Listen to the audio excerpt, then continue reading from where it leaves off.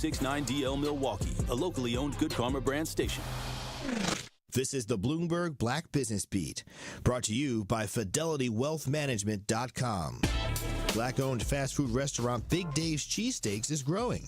Founder and CEO Derek Hayes is launching several locally operated franchises around the country. But while the growth is a big win for Hayes, the recent uncertainty surrounding tariffs is giving the entrepreneur some pause. My franchisees got to be able to make their money, hit their mark, so there's a lot of pressure on me right now. Hayes' early franchise model relies on him being able to tell his franchisees exactly how much it'll cost to open and operate a new store. But right now, prices going forward are getting hard to predict. When it comes to my walk-in coolers, when it comes to my grills, when it comes to my hoods, all these things that I have a set cost on, and I kind of could tell the franchisee, this is what the cost is going to be, but now we don't know because of what's going on with the tariff. That's Derek Hayes in a conversation on Bloomberg. Entrepreneurs everywhere are looking for answers and hoping for stability. I'm Bloomberg's Justin Milliner on the Black Business Beat. Working as a dedicated Fidelity advisor, I always ask, what's important to you? I'll look at those priorities and goals alongside your full financial picture to build a comprehensive plan designed to help grow and protect your wealth. With proactive portfolio insights and an eye on taxes, I'm here to help you make the most of your money. I'm Laura Maxwell, and I'm a dedicated Fidelity advisor. Learn more at fidelity.com/wealth. Investment minimums apply. Fidelity Brokerage Services, LLC, member NYSE, SIPC. Confidence is knowing you're ready to handle whatever comes your way. That's what it feels like to take on your workday with Cintas. They make sure your AEDs are up to date, your fire extinguishers are tested and inspected, your floor mats are cleaned and delivered, and your workwear looks good, feels good, and is freshly laundered with the Cintas Apparel Plus program. So are you ready to take on today? Visit Cintas.com. Oh, I'm ready! And get ready for the workday. The views and opinions expressed on this program do not necessarily reflect that of the staff and management of Good Karma Brands, but are the sole responsibility of the host and guests of this particular show.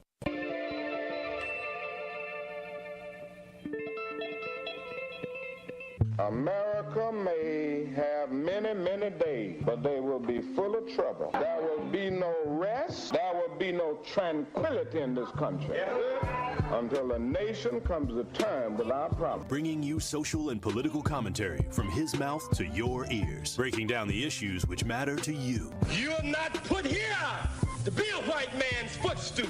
You are put here to represent the very best in God's word. Legendary civil rights icon, the Reverend Jesse Jackson in the studio. Reverend Jackson, how are you? Mr. Sherwin, good morning on this chilly Milwaukee morning. And I am pleased to have one of the founding members of the Black Panther Party, Chairman Bobby Seale. Mr. Chairman, how are you this morning? Good morning. I'm doing just fine. Thank you. From Mr. Eric Holder. Mr. Holder, so good to see you. How are you? Well, I'm fine, man. How you been? It's been a long time. Haven't seen you for a while. The Dr. Cornell West. Dr. West, how are you, sir? My dear brother, you're so kind, you're so generous, man, but I salute you and the work that you were doing there. Doing a magnificent job there in Wisconsin. Stream live on 1017thetruth.com. Call in with your questions or comments. 833-212-1017. Join us on social media at 1017 The Truth. It may not be what you expect to hear, but I will definitely give you what you need to know. Are you ready for the truth? I want the truth! You can't handle the truth! Now, live from the American Family Insurance Studio at the Avenue in the heart of downtown Milwaukee, here is Sherwin Hughes. Good morning. Welcome to the program. Today is Friday, April 18th, 2025. Tomorrow, if you are available, interested, and or so inclined, the Milwaukee Public Schools Spelling Bee is underway. The Spelling Bee actually began the finals on April 12th, and there's another round of finals taking place on Saturday, and there's a number of different ways you can watch that broadcast television and view and through various apps. I have a story here about the grades 3 through 5 winners, and shout out to these children for spelling the words that they did to be able to advance. This competition fits into the larger conversation that we often have about education, which is it's the foundation and the building blocks of everything in our society. And I'm going to do my level best to try and tie all of these loose ends together, and why we should be celebrating our young people that can compete and do well in something that's, I mean, the grand scheme of things, winning a spelling bee is not all that significant. There are other milestones and more significant things that people can accomplish in their lives. But I think it also shines a light on the fact that we do have some really, really bright young students who need to have their educational talents, their academic talents nurtured so that they can be further exploited, because I don't know what the future of this country looks like, but we're going to need all of the smart people that we can possibly get to help them figure out how to get this country to a place that is at least recognizable. For the foreseeable future, this nation is not going to look recognizable. At some point, we want to get back to, even though I shouldn't say it, normal. There won't be a getting back to normal. Let me clarify that. We said that during COVID, and we held fast to normal. Oh, we're going to shut these buildings down, and we're going to shut down these businesses and close these shops and the stores and the restaurants, and you got to stand 6 feet apart, and you got to wear a mask everywhere until we get back to normal. And then the COVID cases eventually, if you wear your mask and you wash your hands and you use gallons and gallons and gallons of hand sanitizer, we're going to get back to normal. Things are going to be normal again. We're 5 years past the introduction of COVID. Do you think that where we are is normal? Just a general question here. Have we returned to normal? Hell, it's some restaurants that still aren't open several days a week because they have not gotten back to a proverbial normal. What we could have done, what we should have done, is we look at the health disparities in COVID. The disinformation and misinformation that was spread to certain communities where it stuck there better than it did in other places. We looked at supply chain issues, right? For a while, we couldn't get toilet paper. So we identified all of these problems. When you have a global situation, a global pandemic, you can find where your lapses are and where you are deficient, and then your normal should be a new normal in which you review all of the things that you were deficient of during COVID or some similar disaster, and you fix those so that your new normal is better. I would argue that our new normal is actually worse. I said all that to say this. I have lamented, as have you, about the low proficiency of our young people in our school system. Typically, I would just let that statistic or those details just kind of exist out in the ether. But because the district keeps asking for more money, and we give it to them.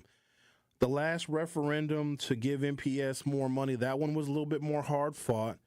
That was a much closer yes versus no vote, but we still gave the district the money. In April of 2020, we gave the district the money. Probably in 2027, maybe 2028, the district is going to ask for money again. And the problem, though, and there's many, is that there's no measurable improvement. Because here's what we are not getting. And I don't know if it's a lack of, details being provided to us as a public by the board, or maybe I'm not requesting the information. Let me put some of that on myself. Maybe there are some details where they can say, hey, Sherwin, from the referendum that we got in 2020, here's how we have worked to hire X, Y, and Z specialists and improve reading scores and math scores based upon the additional money that we got. Oh, and then the referendum that we got in 2024, here's what we are doing, here's what we are implementing, and here's how scores have already climbed. Here's how graduation rates have increased. Because if you want more money from us, all you have to do is show us that. Like, hey, with these additional referendum dollars where your property taxes have gone up, and my property taxes did go up, yours did too. If you don't pay property taxes, expect a rent increase. But if you can show me, hey, because of these dollars, reading scores went up, proficiency went up, there are more children by double digits, single digits, any digit, they are on or above grade level because of the referendum dollars. I mean, they do that basic stuff. You ever see the commercials for for 19 cents a day, you can provide top-notch food, love, and medical care for these stray dogs. And then they show the dog before the 19 cents a day. It's a mangy little scrawny thing with the ribs showing, okay? And then they show the dog after your 19 cents a day. There's a visual representation of what your 19 cents a day will do when you donate to the ASPCA. And you get a free t-shirt when you donate to the ASPCA. You see the before picture of the mangy, scrawny dog. And then you see the after picture, and the dog has got a haircut, it's got a fade, it's got a weave, it's drinking a margarita, it's sitting with his little doggy legs crossed, it's hanging out with a bunch of female dogs, which we call female dogs. Right? You can actually see what your investment actually gets you, but we don't do that with the district. And so I was wondering, the largest minority group, I can't even call them a minority. As black people, I don't want to be a minority anymore. I'm ready to be majority. Also, side note, don't call me a BIPOC. Don't do that. We went over that yesterday, but I saw somebody else posted something referring to this catch-all category of BIPOC, black, indigenous, people of color. Don't do that. I'm a black dude. I'm a fella. I'm Sherwin, actually, whose pronouns are he, him, Mr., man, fella, guy, sometimes daddy. Just saying. Yeah, don't refer to me as that. I'm tired of being a minority. But the largest minority group in the Milwaukee public school system, which we have to lean on that school system because some of you are aspirational in wanting to be a business owner. God bless you. Well, where are you going to get your labor force from? You ain't going to get them from Mexico. I do have some developing stories on this really weird immigration situation that we have going on in our country. It turns out that Chris Van Hollen, the Democratic senator from the state of Maryland, was able to have a sit-down meeting with Kilmar Abrego Garcia. So I do want to talk about that because and then the president of El Salvador went on to troll both of them for the meeting that they had. So I'm going to get to that in a little while. But if you are an aspiring business owner, well, you want to be able to hire people, and you probably will. If let's say your business is going to be in Milwaukee, God knows what it's going to be. I wish we had a high-end African-American owned, I'm talking high-end, white linen, like up there. You got to get dressed up. Like you're not getting in unless you're dressed at least business casual, like a high-end African-American owned steak restaurant with a new and reimagined presentation of classic soul food. I think it would be a hit. I think it would be. But if you want to start a business, and some of you do, some of you have a business right now, and it's hard to hire people. It's hard to find good employees. And our public school system should be the foundation of who the future employees and or business owners are going to be. And I'm just looking at this practically. And if the kids that graduate on or above grade level on reading shouldn't be the exception. They should be the rule. And so the number of people that we are churning out as far as graduates go, their proficiency can determine the economic viability of the residents of the city of Milwaukee. Because I assure you, ladies and gentlemen, jobs will be created in this city. The problem is the employees may have to come from somewhere else. We already see that around the country. A lot of people in very sophisticated high-tech jobs where Americans who are discouraged from getting higher education, these jobs can't just hire low-skilled people. You can't. The middle doesn't exist anymore. There used to be a period of time where a high school diploma was all you needed, or a GED was all you needed, because you could work in the middle. You could work in manufacturing, work in production. You could work in something that didn't require a whole hell of a lot of skill outside of what they taught you on the job. But you have to understand this about the world right now, especially this country. There is no middle anymore. So those jobs that you could get without having to spend money on tuition, without having to go back to school, they don't exist. And they're not coming back. So either you are at the bottom or you're stupid rich. There's very little middle. Or you're a retiree that was able to put enough money away to where whatever age you are right now, you're somewhat comfortable and you can kind of keep up with inflation. But as far as new jobs being created in the middle, non-existent. You are either the damn cashier making minimum wage, or you are the person that programmed and installed and updates the software for the self-scan kiosk at the grocery store. You're one or the other. You're the minimum wage cashier, or you're the IT technician that's got to reprogram and redo the flash drive of the self-checkout. There is no middle anymore, or very little middle. Why aren't there more black children winning the spelling bee at MPS? It seems like a silly question, right? But if we are the largest racial group represented in the district, we should be winning the damn spelling bee every single year. Even if they told me, Sherwin, not that they would tell me specifically, but maybe they would. Hey, Sherwin, with the referendum money that we got for the district, we invested it into these specialty kinds of new and innovative reading programs and phonics programs and spelling programs. And look how many black spelling bee finalists we have at MPS. Because I think if you can spell, that gives like some indication of your other types of academic progress. Because Benjamin and I, we just, right when they were walking out of the studio, because when they're walking out, when jamming with Juice is done, I'm walking in. And Ben was like, I can spell. Because most Americans can't spell. Did you guys know that? Y'all suck at spelling. Y'all are the worst spellers. And we asked Ben, well, Carrie actually quizzed Ben because I think Carrie wanted to stump him. And so Carrie was like, all right, spell necessary. And Benjamin, he actually nailed it. He spelled necessary. And then Carrie was like, oh, I think that's a word that Carrie probably can't spell, so she assumed that Ben couldn't spell it either. But then I gave Benjamin a word, and the word that I gave him was brooch. And I asked him to spell brooch. Amazing. B-R-U. Couldn't spell brooch. And I found that to be significant because brooch is the word that the African-American 5th grade spelling bee finalist spelled correctly. Now, this is no indication on Benjamin and his ability to spell, but it was interesting that Benjamin couldn't spell the word that the 5th grader advanced in the spelling bee with. And Rick just asked me if I could spell. It's a very easy word to spell. I mean, you got to keep in mind, I use a lot of words. The only other person that uses 3 hours worth of words per day is Tory Lowe. And then 30 minutes of his words is Liz Brown's words. So y'all know what it is. The only reason I'm asking is because I think that I can spell it, but I don't want to try and spell it. So I want to hear you spell it. And if you spell it right, then I know I had it right. That's ridiculous because even if you didn't know how to spell it, you're going to say, oh, that's how I would have spelled it too. I'm more curious, and I'm not going to put you on the spot, Rick, because I don't want to do that. Okay, let me try. So is it B?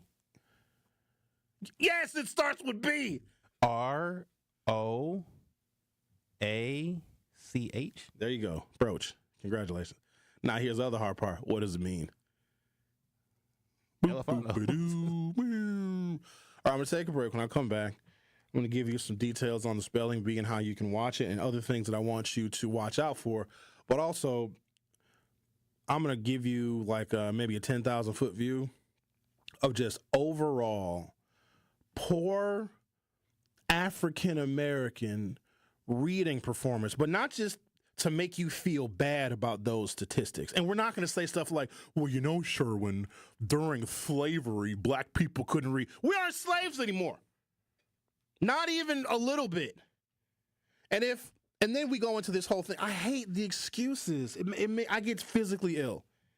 Because we'll say stuff like, okay, so we got intergenerational trauma and it's impacted our DNA. Oh, I love when black folks say that because now you are proving the white folks right. We're genetically deficient. So we can't learn. We can't spell. We can't solve complicated problems. If you're going to use that excuse, everybody, I'm sure, has got some trauma encoded in their DNA. But you cannot use that excuse to be lazy and to be a poor performer. You can't. You can't do that. Our people, we don't get that luxury. White folks can do that. We don't get to do that. So I want to talk about how it's harming us and it will continue to harm us. It's going to harm our future. It's going to harm our job prospects. It's going to harm who our future employees are. It's going to harm our money making, money investing, our financial power. It's going to impact our spending power, basic functional literacy. And here's the other problem. We cannot expect, and I don't know where we're going to go with this one, but it's something we got to figure out. Because that's why I talk to all of you people. Like, our broadcast is important because somewhere out there in the masses is someone who has the damn solution. We cannot let white people continue to educate our kids. We can't, because they won't.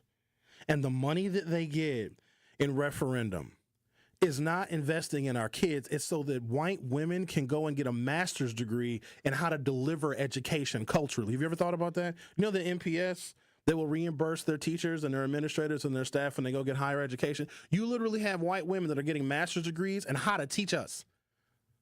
That makes me sick. So your referendum money is not going to programs or ideas or innovative solutions that, let me be clear, other school districts have figured out. We are letting white women get master's degrees and in some cases PhDs so they can learn how to teach black kids, or so they can prevent black kids from learning. Y'all ain't ready for today. I'm finna be hot today. I'll take my shirt off. Don't you dare, Rick. It'll be nipples for everyone. Don't do that. Even though I only have two. Don't put that on us. You know what? I'll put more than that on you. You're listening to The Truth with Sherwin Hughes on 101.7 FM. Don't go anywhere. I'll be right back.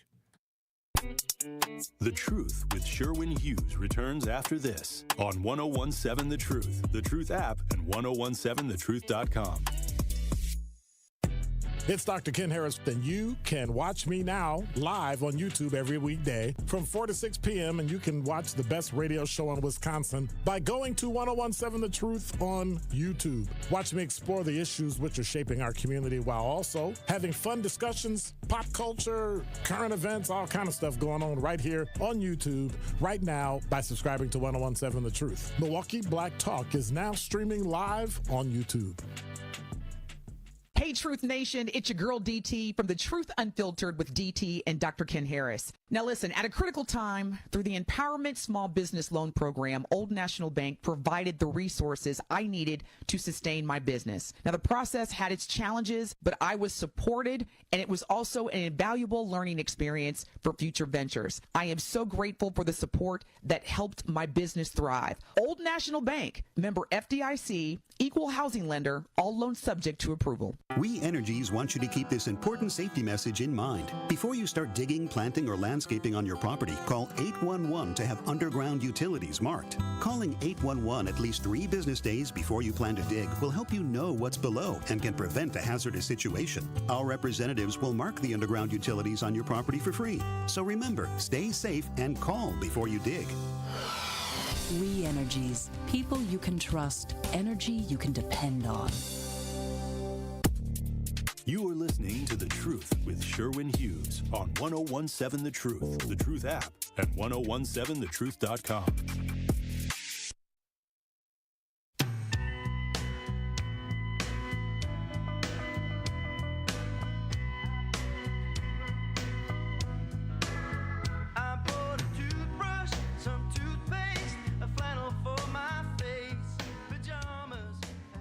I did a little research on like African Americans' historic progress in spelling bees. I'm talking about national spelling bees.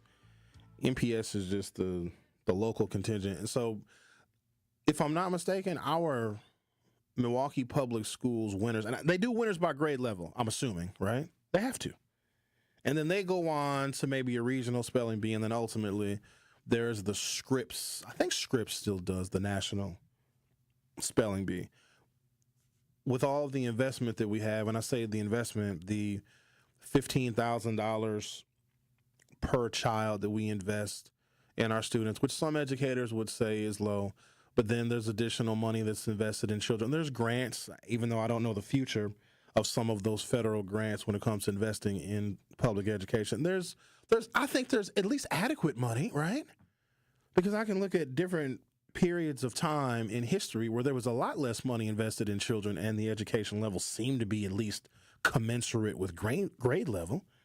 So I'd like to think that we should be able to get more children, a larger number, plurality of black children who are performing well on spelling. Because if you can spell, like, your academic progress is probably very pronounced. My spelling has come a long way, but also the more you read and the more familiar you get with a variety of words, chances are the better your spelling ultimately will be. But you would think with all the investment, we would have more. Because I want to be able for us to hang our hat on what our output is. And for another city to be like, hey, Milwaukee had a bunch of referenda too. Look where they put it, look how they invested it, and look at the progress that they have made. And you can measure something as small and as innocuous as a spelling bee, where, let's say, 10 years ago, only 2% of the African Americans made it to a spelling bee final, where now it's 10% or 15%. Like, I would actually be okay with that progress, but we don't get to hang our hat on that kind of achievement. Congratulations to the grades 3 through 5 winners of the 2025 MPS Spelling Bee Finals. Grades 6 through 8 will compete next Saturday, tomorrow, right? Tomorrow's the 19th, yes. Tomorrow, Saturday, April 19th, you can find information on how to watch the Spelling Bee Finals with a website I'll give you shortly. Here we go. The 5th grade winner. Let's see what we got here. Champion Benjamin R. Quito of Bayview Montessori School. 2nd place, Jade C. Fitzroy. That's a black child. I'm assuming that is. From 95th Street School. And 3rd place is, Samhadi Henry. Lowell International School. Oh, they got pictures of the children. All right, let me see. Who is this little fella here? I don't know who the hell that is. Little black child. What's his name? Champion Jamar M. Scott from Grand Tosa Drive School. Oh, what grade is this?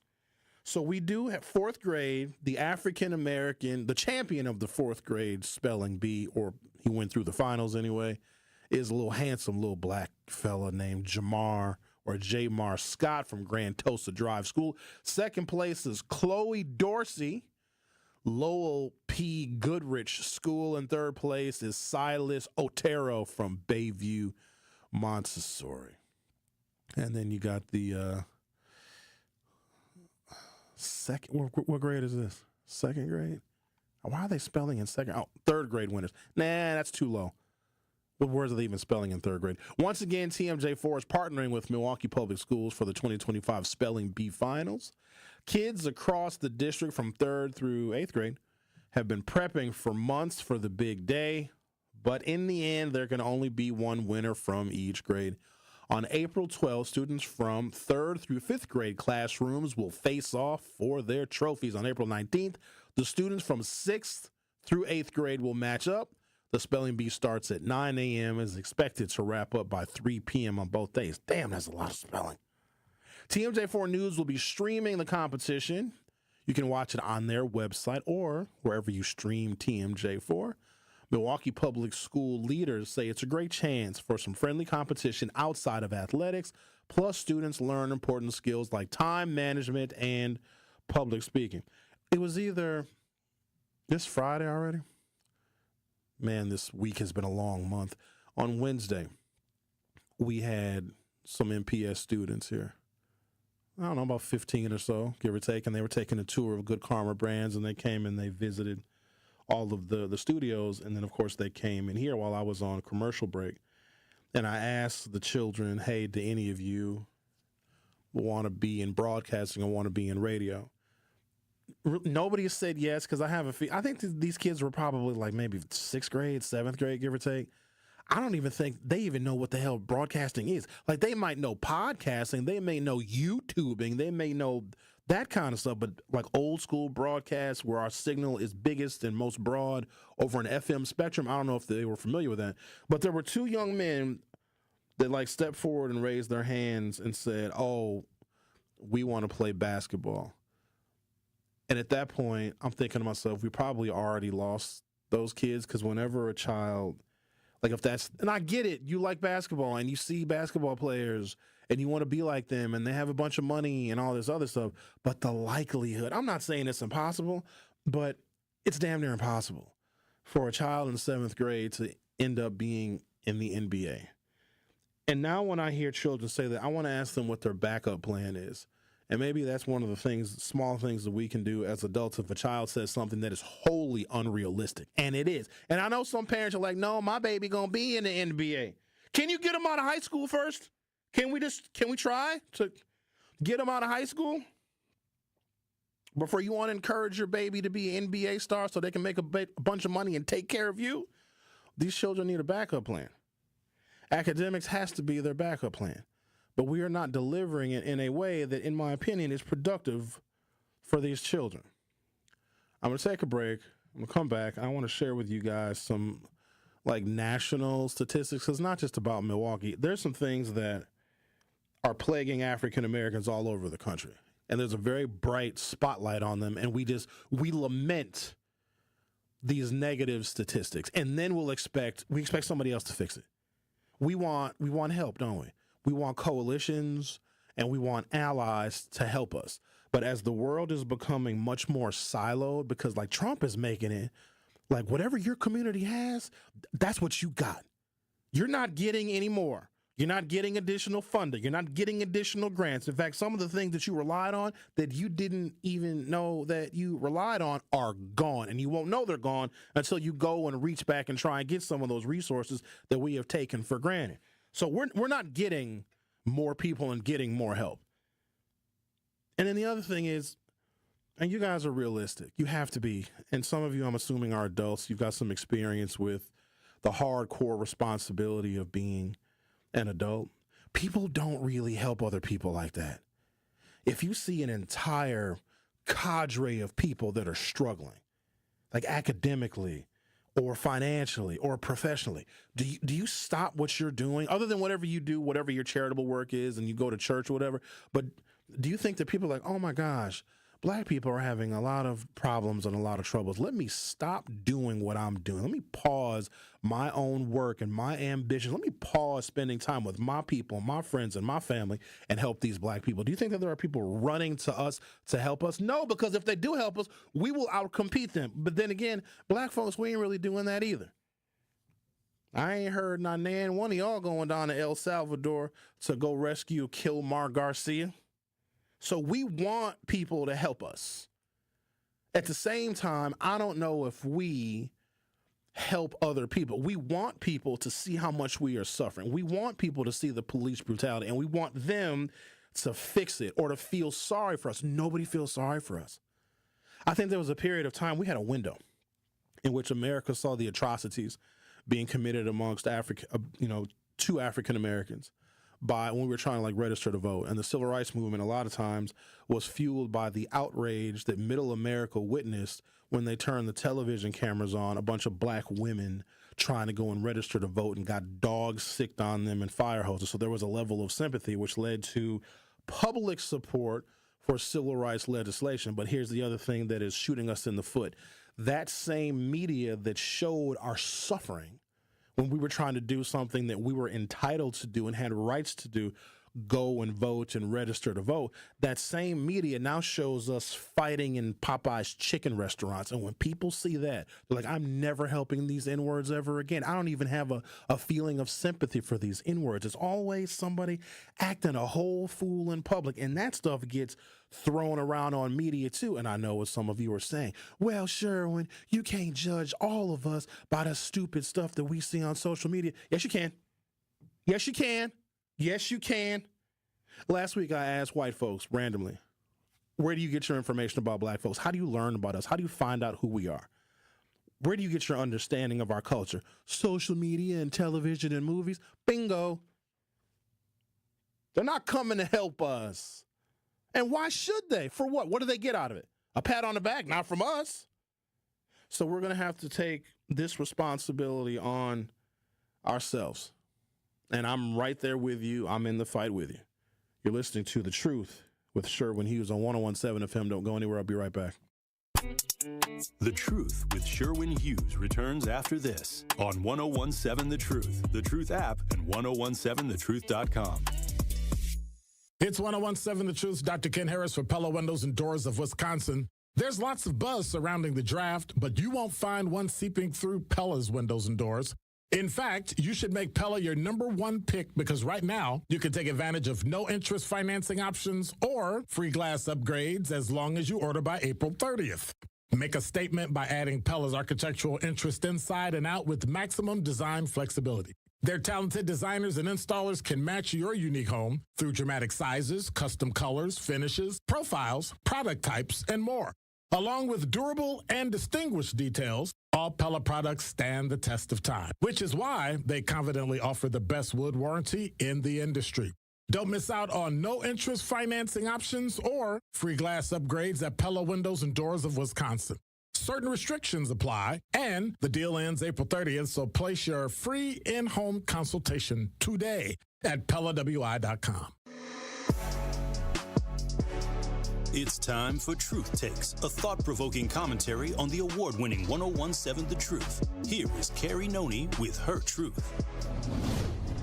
You know, sometimes the mundane isn't a burden, it's the beauty of living. I came to this conclusion after recently watching the movie Subservience on Netflix. It's a crazy film, y'all. I would suggest you check it out. But it's a story that explores our relationship with technology and how it's programmed to take our burdens away. This movie really got me thinking about how much we're wired to avoid struggle. We create tools and shortcuts to make life easier, whether it's robots, apps, or even outsourcing everyday tasks. But in the process, we risk forgetting the value of the little things we go through every day. Sure, folding laundry or grocery shopping might feel like chores. I literally dread cleaning up. But isn't there something grounding about them? Something that reminds us we're human. Life isn't just about the highlights or the easy parts. It's about the messy, repetitive, and sometimes inconvenient stuff too. Think about it. Who would you be if you didn't have to face the small frustrations that test your patience, or the routines that push you to show up for yourself or the people around you? The mundane moments, the ones we rush to escape, are often the ones that shape us. If life was nothing but convenience, where's the growth? Where's the grit that teaches us resilience? And most importantly, where's the appreciation for the moments that do take our breath away? So maybe the next time you find yourself annoyed by the daily grind and are on the brink of crashing out, you pause, you breathe, and remind yourself that the beauty of life isn't just in the big moments, but in every little thing that makes them possible. This has been Truth Takes on the award-winning 1017 The Truth. Listen to Jammin' with Juice with Ben Jammin and Carrie Noni weekdays from 7 a.m. to 9 a.m. You are listening to The Truth with Sherwin Hughes on 1017 The Truth, The Truth app, and 1017thetruth.com.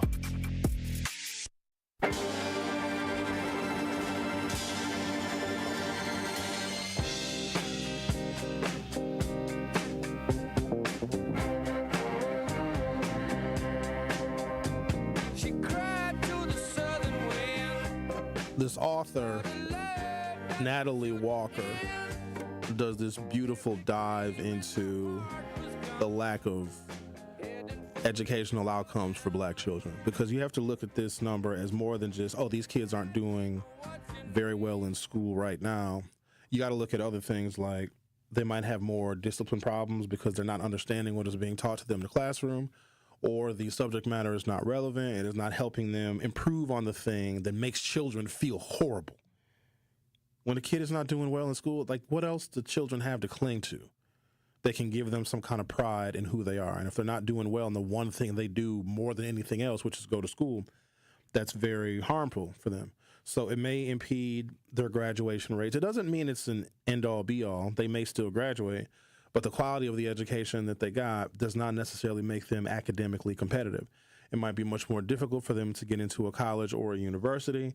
They may have to take a couple more years of remedial classes before they can actually start getting into classes that apply to whatever their major is. And we got to stop telling black children that they shouldn't be going to college. What on God's green earth do you think they're going to do? Nobody's going to hire them just because they need a job. You have to have a skill set that has to be divine. Not only do you have to have a divine skill set, you have to be an artist in it. You have to technically master whatever your skill set is. And then and only then will someone even consider hiring you. But then again, you're still competing against other people.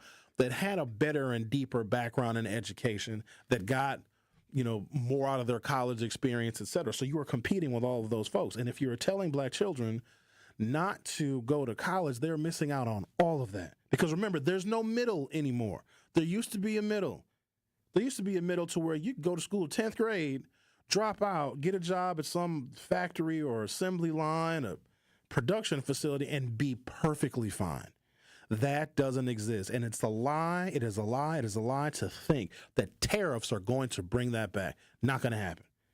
And because there is no middle, you got two choices. And this makes it easy because not very many things in our society are binary.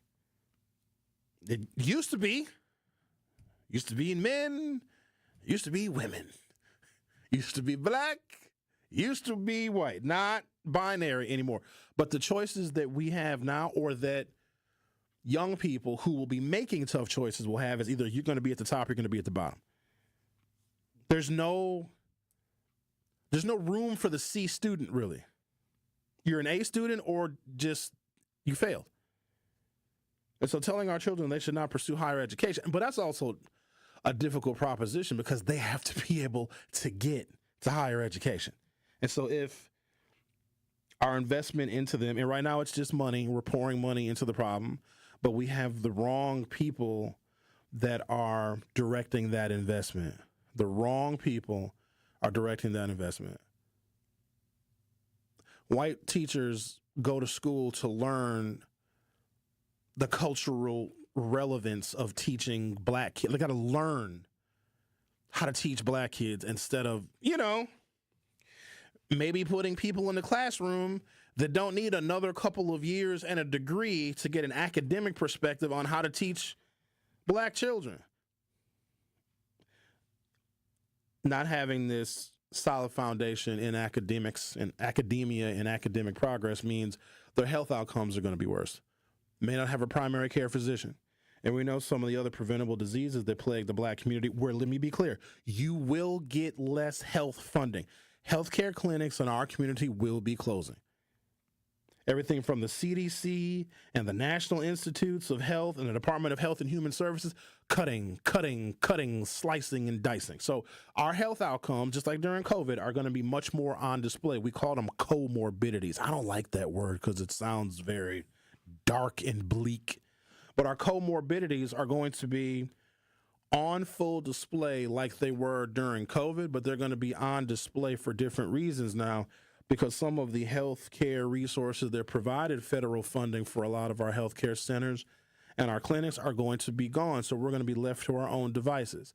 But if someone does not have an understanding of mathematics in particular, and you have some kind of healthcare ailment, maybe you have diabetes or maybe you have high blood pressure. If you are not able to calculate milligrams of sodium per serving size of the food that you prepare, you are actually doing yourself a tremendous disservice and you are harming your health and didn't even know it. Very few people read labels. Very few people. The label of the food that you buy determines your health outcome. Now, it's time consuming, but you have no choice. If you're on the diabetes medication, you got the diabetes. God bless you if you got the diabetes. I swear to God, I'm lucky. I've been running from diabetes my whole life and it ain't caught me yet. Let me knock on this wood. People that have the diabetes got to watch their sugars. But it's not just sugar, not just grams of sugar. It's also starches and carbohydrates. And when you read the labels of the pasta or the rice, if you cannot calculate what your intake should be and what your blood sugar A1C level should be, you're gonna die. And all of that stuff is math. And I wish they would have stopped us a long time ago when kids would say, I don't know why I need to know this math. Because whenever a kid is in a classroom and the subject matter is not relatable, because a lot of the math that we learned, and I don't know, when they start teaching algebra like 6th grade, I didn't know that stuff. Why would I need that? They should have said Sherwin, because one day your little fat ass might be a diabetic. You're going to need to know these numbers and how to do division and do the carbs and the starches, because the fat ass might lose your foot. You know what I mean? So, that probably is not the appropriate way to talk to a 12-year-old, but you know what I'm saying? You need to know the math. And so I'm trying to paint this picture of our lack of academic preparedness early on in life could spell disastrous health outcomes later on in life. And to me, that is paramount. It's not just about people being professionally successful. Like, you got to be healthy, because you're no good to the struggle and to the movement if you're not healthy. If you can't be out there on the front lines with Tory Lowe, Liz Brown, and others, got to be healthy. And I can tie our academic progress in math to all of these things. So let me get to this little piece that Natalie Walker wrote that appears in Forbes magazine. She says, to the extent that advocates for social justice still focus on education, they often call for motivating students through topics that relate to their own lives and cultures. That's important. But having followed a second grade classroom where all the students were black or brown and came from low-income families, the writer of this article, Natalie Walker, says, I have seen how interested children can become in a wide range of topics. Those children were lucky enough to attend a school using an atypical elementary curriculum focused on meaty contents: ancient India, Greek mythology, the human digestive system, the War of 1812, and the Civil War, slavery, and civil rights heroes. They were deeply engaged in the material and proud of all they were learning and the knowledge and vocabulary they were acquiring. Words like labyrinth and plummeted would provide a foundation for their success in high school and beyond. Plus, those words would help them in a spelling bee. By contrast, most elementary classrooms use a form of tracking that goes by the name of, quote, leveled reading. Leveled reading. Imagine you're a fourth grader. Periodically, your teacher takes you out of the classroom, sets you aside, and tests your individual reading skill. She'll ask you to read a text while she counts the number of mistakes you make, then ask questions to test your reading comprehension. One day, she gives you a passage about how crocodiles are related to dinosaurs. You're not sure what a crocodile or a dinosaur is. You haven't learned anything about them in school, nor do you know the word fossil, ancient, or grubs. Maybe you can't even read those words because you've never been taught how to sound them out. After the test, the teacher says that you have a grade level of L at a second grade level, even though you are in fourth grade. I'm going to pause there and pick it up on the other side. You're listening to The Truth with Sherwin Hughes on 101.7 FM. Don't go anywhere. I'll be back shortly. The Truth with Sherwin Hughes returns after this on 101.7 The Truth, The Truth app, and 1017thetruth.com. Start jamming in the morning and get your daily drop of juice. Juice gets you hydrated and started for your day. And that's what we plan to do from 7 a.m. to 9 a.m. Every single morning, we're going to be keeping you in the mix, talking about everything you care about all before 9 a.m. So wipe that crust out your eyes and get ready for jamming with juice. Turning your mornings into your favorite part of the day. Get that stank breath out of here. Brush your teeth. It's it, bro. Like, what? Catch Jammin' with Juice from 7 a.m. to 9 a.m. Good morning, Milwaukee. Attention small business owners. In-person registration for the City of Milwaukee Vendor Fair scheduled for April 24th from 8 a.m. to 2 p.m. is now closed. If you missed registration, a recording of the event will be made available online after the vendor fair. For more details, you can visit milwaukee.gov/DOA event. That is milwaukee.gov/DOA event. This event is a gateway to expand your business through workshops, networking, and direct access to knowledgeable city staff regarding contracting and small business enterprise certification. Interested in expanding your small business via government contracting but can't make the event? Email devcord@milwaukee.gov to learn how small business enterprise certification with the City of Milwaukee can take your business to the next level. Sponsored by City of Milwaukee, Department of Administration, City of Milwaukee Purchasing Department, and City of Milwaukee Department of City Development. For more information, you can visit milwaukee.gov/DOA events. Ready to buy your first house, move into your forever home, or simply refinance? At Associated Bank, they've got you. With the right lending plan and guidance, you can achieve your dreams. Your financial goals are closer than you think, and Associated Bank is excited to help you reach them. Learn more at associatedbank.com/lending or ask a banker for details. Subject to credit approval, member FDIC, equal housing lender. Finding stable housing shouldn't be a struggle. The Milwaukee Rental Housing Resource Center connects renters, property owners, and partners to the resources they need, whether it's rental assistance, legal aid, mediation, or tenant education. No matter what your situation is, you do not have to go at it alone. Get assistance today by visiting renthelpmke.org. That is renthelpmke.org, or stop by their office at 728 North James Lovell Street in Milwaukee. At the Milwaukee Rental Housing Resource Center, they are here for all your housing needs. Escape the city and relax at Lake Lawn Resort in beautiful Delavan, Wisconsin. Enjoy outdoor activities on Delavan Lake. Tee off at the lakeside Majestic Oaks Golf Course, or unwind at the award-winning Calidora Spa. With both indoor and outdoor pools, there's fun for the whole family. Take a cruise on the Lake Lawn Queen. Explore stunning shores and historic landmarks, and enjoy delicious food and drinks on board. Book your stay today at lakelawnresort.com, where everything is better at the lake. You are listening to The Truth with Sherwin Hughes on 1017 The Truth, The Truth app, and 1017thetruth.com.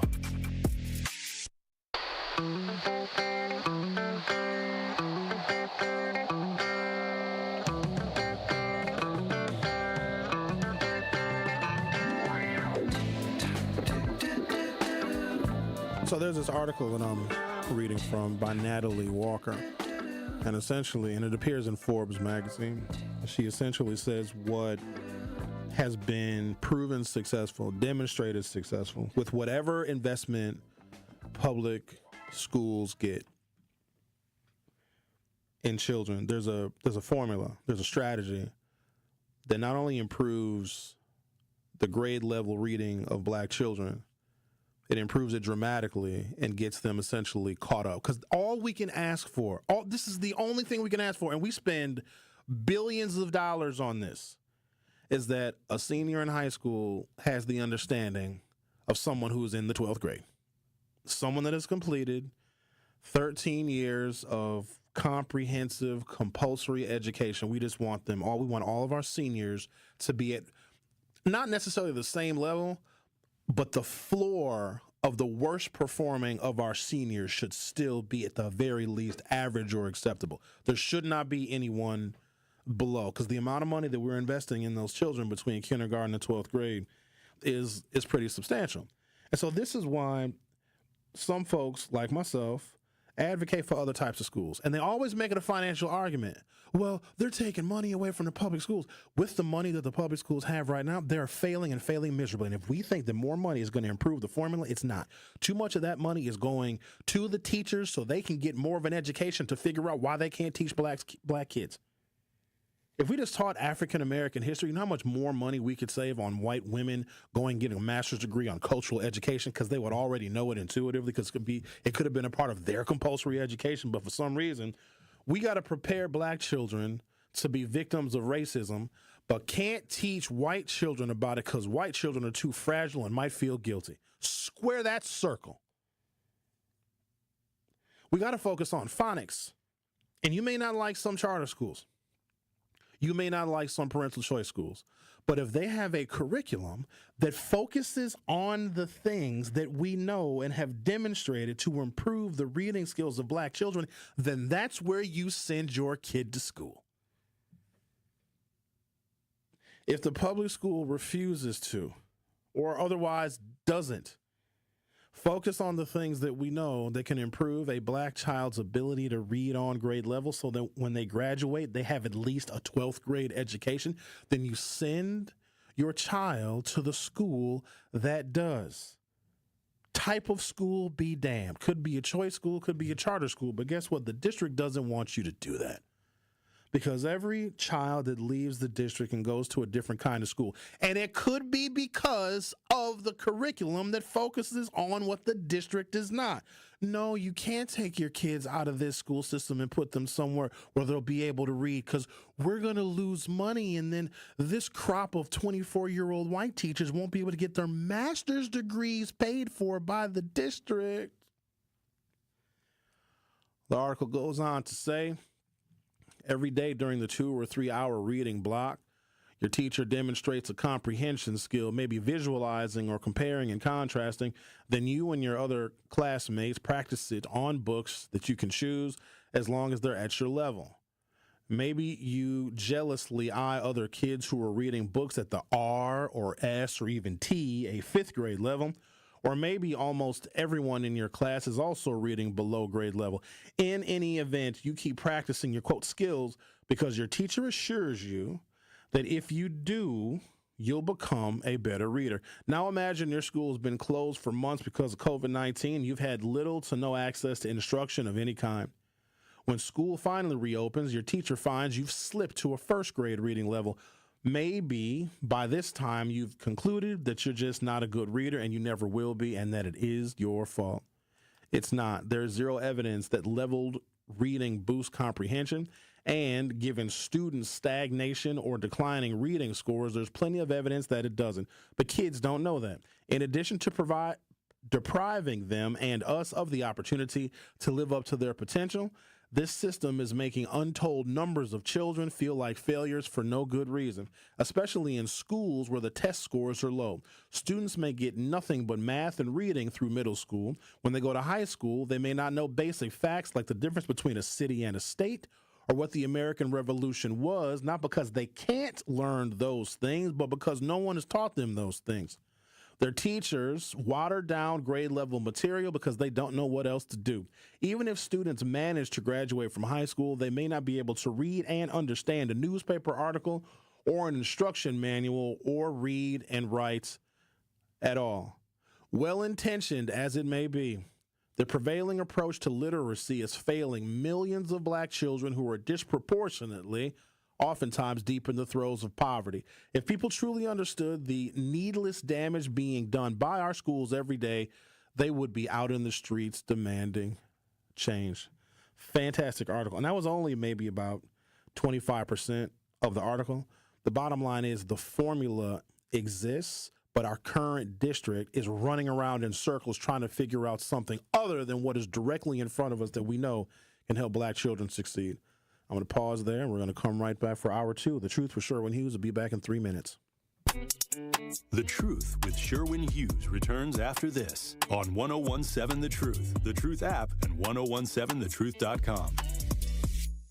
Truth Nation, Gruber Law Offices, and The Truth have raised the stakes for this year. The One Call That's All Gruber Cash Giveaway is now a $5K giveaway. Yes, you heard it right. $5,000 giveaway. Every weekday on 1017 The Truth, you will have the chance to be entered to win the $5K giveaway. Listen to The Truth for the One Call That's All cue to call for your chance to win $5,000. Gruber Law Offices, One Call That's All. Visit 1017thetruth.com for official contest rules. Hey, Truth fam. This is your girl, Melanie Ricks, and I want to remind you to tune into Nothing But the Truth digital show with me, Melanie Ricks, presented by Visit Milwaukee. Every Wednesday at 6 p.m., a new episode drops on the 1017 The Truth YouTube page. And since it is on YouTube, I hold nothing back. I give you all my hot takes on celebrity gossip and give you the tea on relationships that you don't want to miss. Subscribe to 1017 The Truth on YouTube so you never miss Nothing But the Truth digital show, dropping every Wednesday at 6 p.m., presented by Visit Milwaukee. Handcrafted, homegrown, world class. Maya is always on the move, and so is her money. Buy this here, deposit that there. She and her money are a lot to keep track of. Good thing Maya banks with Landmark Credit Union and uses their amazing mobile app. Maya checks her balance, deposits checks, pays bills, even transfers money between friends. So while Maya is coming and going, she can see her funds coming, going, and, best of all, growing. Landmark Credit Union. Banking made easy. Insured by NCUA. This message is sponsored by WisCaregiver.com. Now is the time to start a meaningful career as a caregiver. Make a real difference in people's lives. WisCaregiver.com gives you 2 great options for free. Train for the in-demand caregiver workforce as a CDCP, Certified Direct Care Professional, or become a CNA, Certified Nurse Aide. All training is free. Plus, you can earn a $500 bonus. Learn more. Visit WisCaregiver.com. Truth Nation, let us talk our ish for a moment. There is no other station in the country where you get a front row seat to hear from some of the biggest names in politics, pop culture, and sports. People like Grammy Award winner John Legend. Knowing that fight isn't over, knowing that we've got to stay motivated and stay inspired. Glory was the song that myself and Common wrote. Two brothers from the Midwest, from Chicago and from Springfield, Ohio. Oscar Award winning actor Don Cheadle. I know that we're the bright, shiny thing that sometimes gets the attention, but I would say don't listen to celebrities. You don't have to listen to us. Listen to yourself. And President Donald Trump's son, Don Jr. When did we have a strong economy? And I don't think anyone with a straight face can say right now. And the reality, when you look at it, it's not even voting for my father. Look at the team that's now surrounding him. Tap into the award-winning and nationally recognized 1017 The Truth by downloading the Truth app and streaming us live at 1017 The Truth on YouTube. Milwaukee Black Talk. All of your favorite 1017 The Truth content whenever you want. The Truth app has it all. The Truth is on 1017 and 1510 WGKB Waukesha, a locally owned Good Karma brand station. You are listening to The Truth with Sherwin Hughes on 1017 The Truth, The Truth app, and 1017thetruth.com.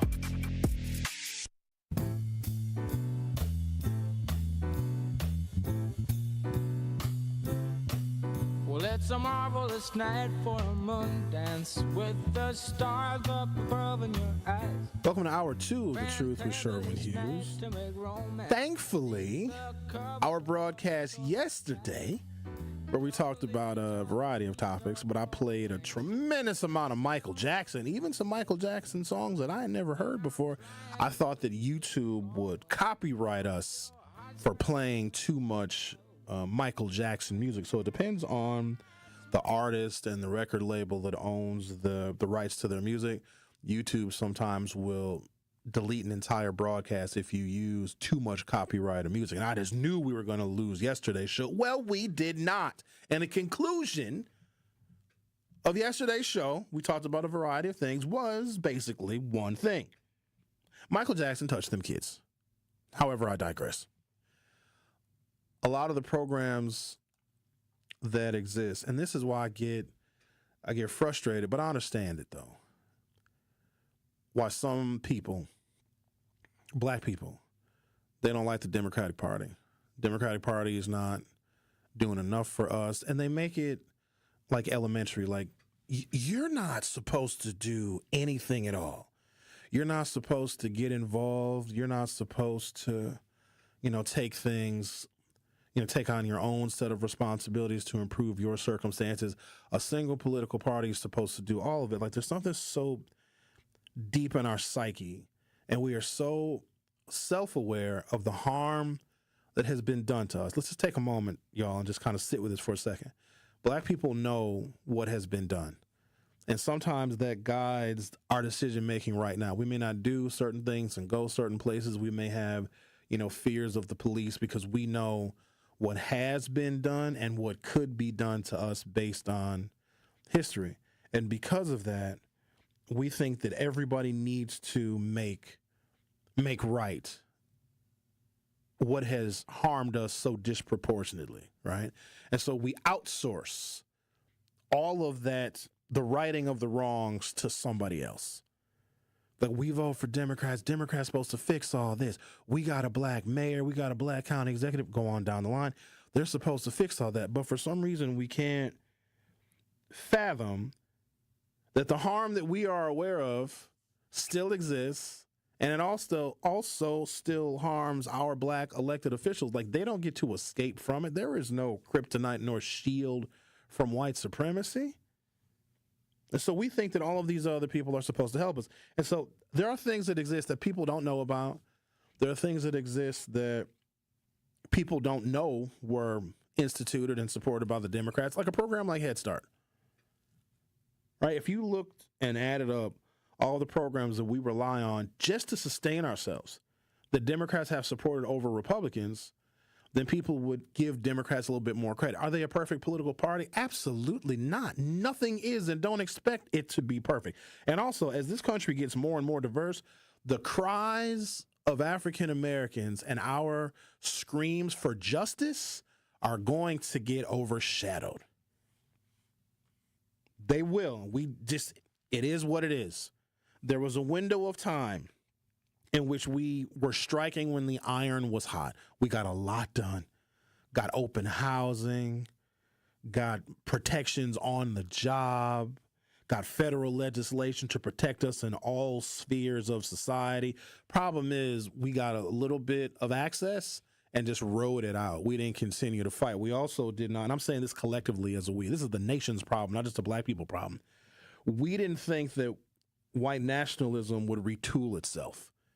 We didn't think that it would reform itself and shapeshift into something new and more sophisticated, where it could still oppress black people, but oppress black people that had rights, that had jobs, that had houses, that had money, that had bank accounts. It found a way to still suppress our progress, even though we were making more progress than we ever had before in history. We didn't continue on offense when we had the ball, you see. And now we're getting to a point where, like, nobody cares. You can scream racism all day long. People will tune you out. They'll just turn up the music in their headphones. We also are dealing with a situation where due process no longer exists in this country. I got another story today. Like, this stuff is just, I had to sit with this one for a little while. There's an individual that ICE agents were looking for. They had the name, they had the description, and they even had a photograph of the person they were looking for. I don't know what specifically caused them to look for this particular person, but they had a person that they were looking for. They had a warrant for their arrest or whatever paperwork ICE has. They had that paperwork for this person. So a routine deportation. The ICE agents show up at an apartment building. They apprehend a guy. One of the ICE agents says, yeah, that's not him. The ICE agent that had this man apprehended. Now, again, this is the wrong man. It's a Latino man, but it was the wrong one. It was a 19-year-old guy. One of the ICE agents said, no, that's not the guy we're looking for. Well, the guy that had him in custody said, we're going to take him anyway. I need you to listen to me now. We just found out about this. Do you know they've been snatching people off the streets since January, and we're just starting to hear about it now? Because a lot of times these families are afraid to come forward. Some of them don't speak English, but they're afraid to come forward because they may get snatched up too. But there's this one story, I'm going to get to it because I want to spend some time on this, because our cries for like, oh, we need fairness and justice as black people, we're in the backseat now. And I'm not saying that, one is better or worse than the other, but our yelling and screaming is going to get us nowhere. All we're doing is, it's like an echo chamber. We're just echoing back and forth. And if we think that by yelling and screaming and occasionally protesting is going to get us any closer to being on parity or equal, we're living in a fantasy world. Like, we think somebody is going to come save us. Is it Jesus? Is he coming? And how do you get on his calendar other than dying? Or has white supremacy done more to harm black people than Jesus has done to help? And is the most harmful thing that white supremacy has done to black people is give us a Jesus that doesn't help? So they apprehend the wrong guy. One of the ICE agents says, that's totally not him. It's the wrong guy. You got the wrong guy. The ICE agent that had this man said, let's take him anyway. Guess where he is? Remember, this is the wrong guy. He's in CCOT. They took him in El Salvador. I am starting to believe that individual ICE agents have a quota. So even if they are apprehending the wrong person, they are taking these people anyway. CCOT is known for torture. Physical torture. But there's another kind of torture that I don't know if any of us are conceptualizing because it's unfathomable to me. I had to close my eyes and actually imagine what this situation would be like. And when I got a glimpse of what it would be like, it terrified me to no end. It's not even physical torture. It's being apprehended, living your life, just running errands or going to work or picking your kids up from school, like everything is normal in your life. And then these authority figures that do have the ability to kill you just take you. They leave your car on the side of the road and they ship you to another country to where you will never see your family again. And then maybe somebody talks to you and you say, hey, I didn't do anything wrong. Can I see a judge? Can I see a lawyer? And they just say no. Torture is being picked up, taken away thousands of miles, and you're never going to be able to see or hear from your family ever again. I can already hear some of you saying, well, that's their fault. That's their problem. Be a human being for a second. I know that's really hard for some people to do. It'll be the hardest thing you will be able to do is empathize with somebody else. And then maybe you get a better understanding why damn near nobody empathizes with us. That is a form of torture. Picking somebody up off the street and say, yeah, maybe you committed a crime, maybe you didn't, but we know this, you're never going to see your family, your friends again. You had stuff to do. You had to pay the mortgage, you had bills you had to pay. You had a trunk full of groceries. These ICE agents don't care. That is happening in this country. Do I want black people to get all the things that we're due? 100%. Do I also worry about a nation that is snatching people off of the streets? Yep, both can be true at the same time. One of the programs that we know African Americans have benefited from, and whenever I talk about this, I talked about this maybe a couple of weeks ago, a bunch of folks chimed in and said, oh my God, yes, I participated in Head Start. Black children that participate in Head Start more often than not perform well academically. They perform better. They're on grade level statistically more often than children who do not participate in Head Start. They graduate from high school. They even have lower body mass indexes. Ain't that crazy?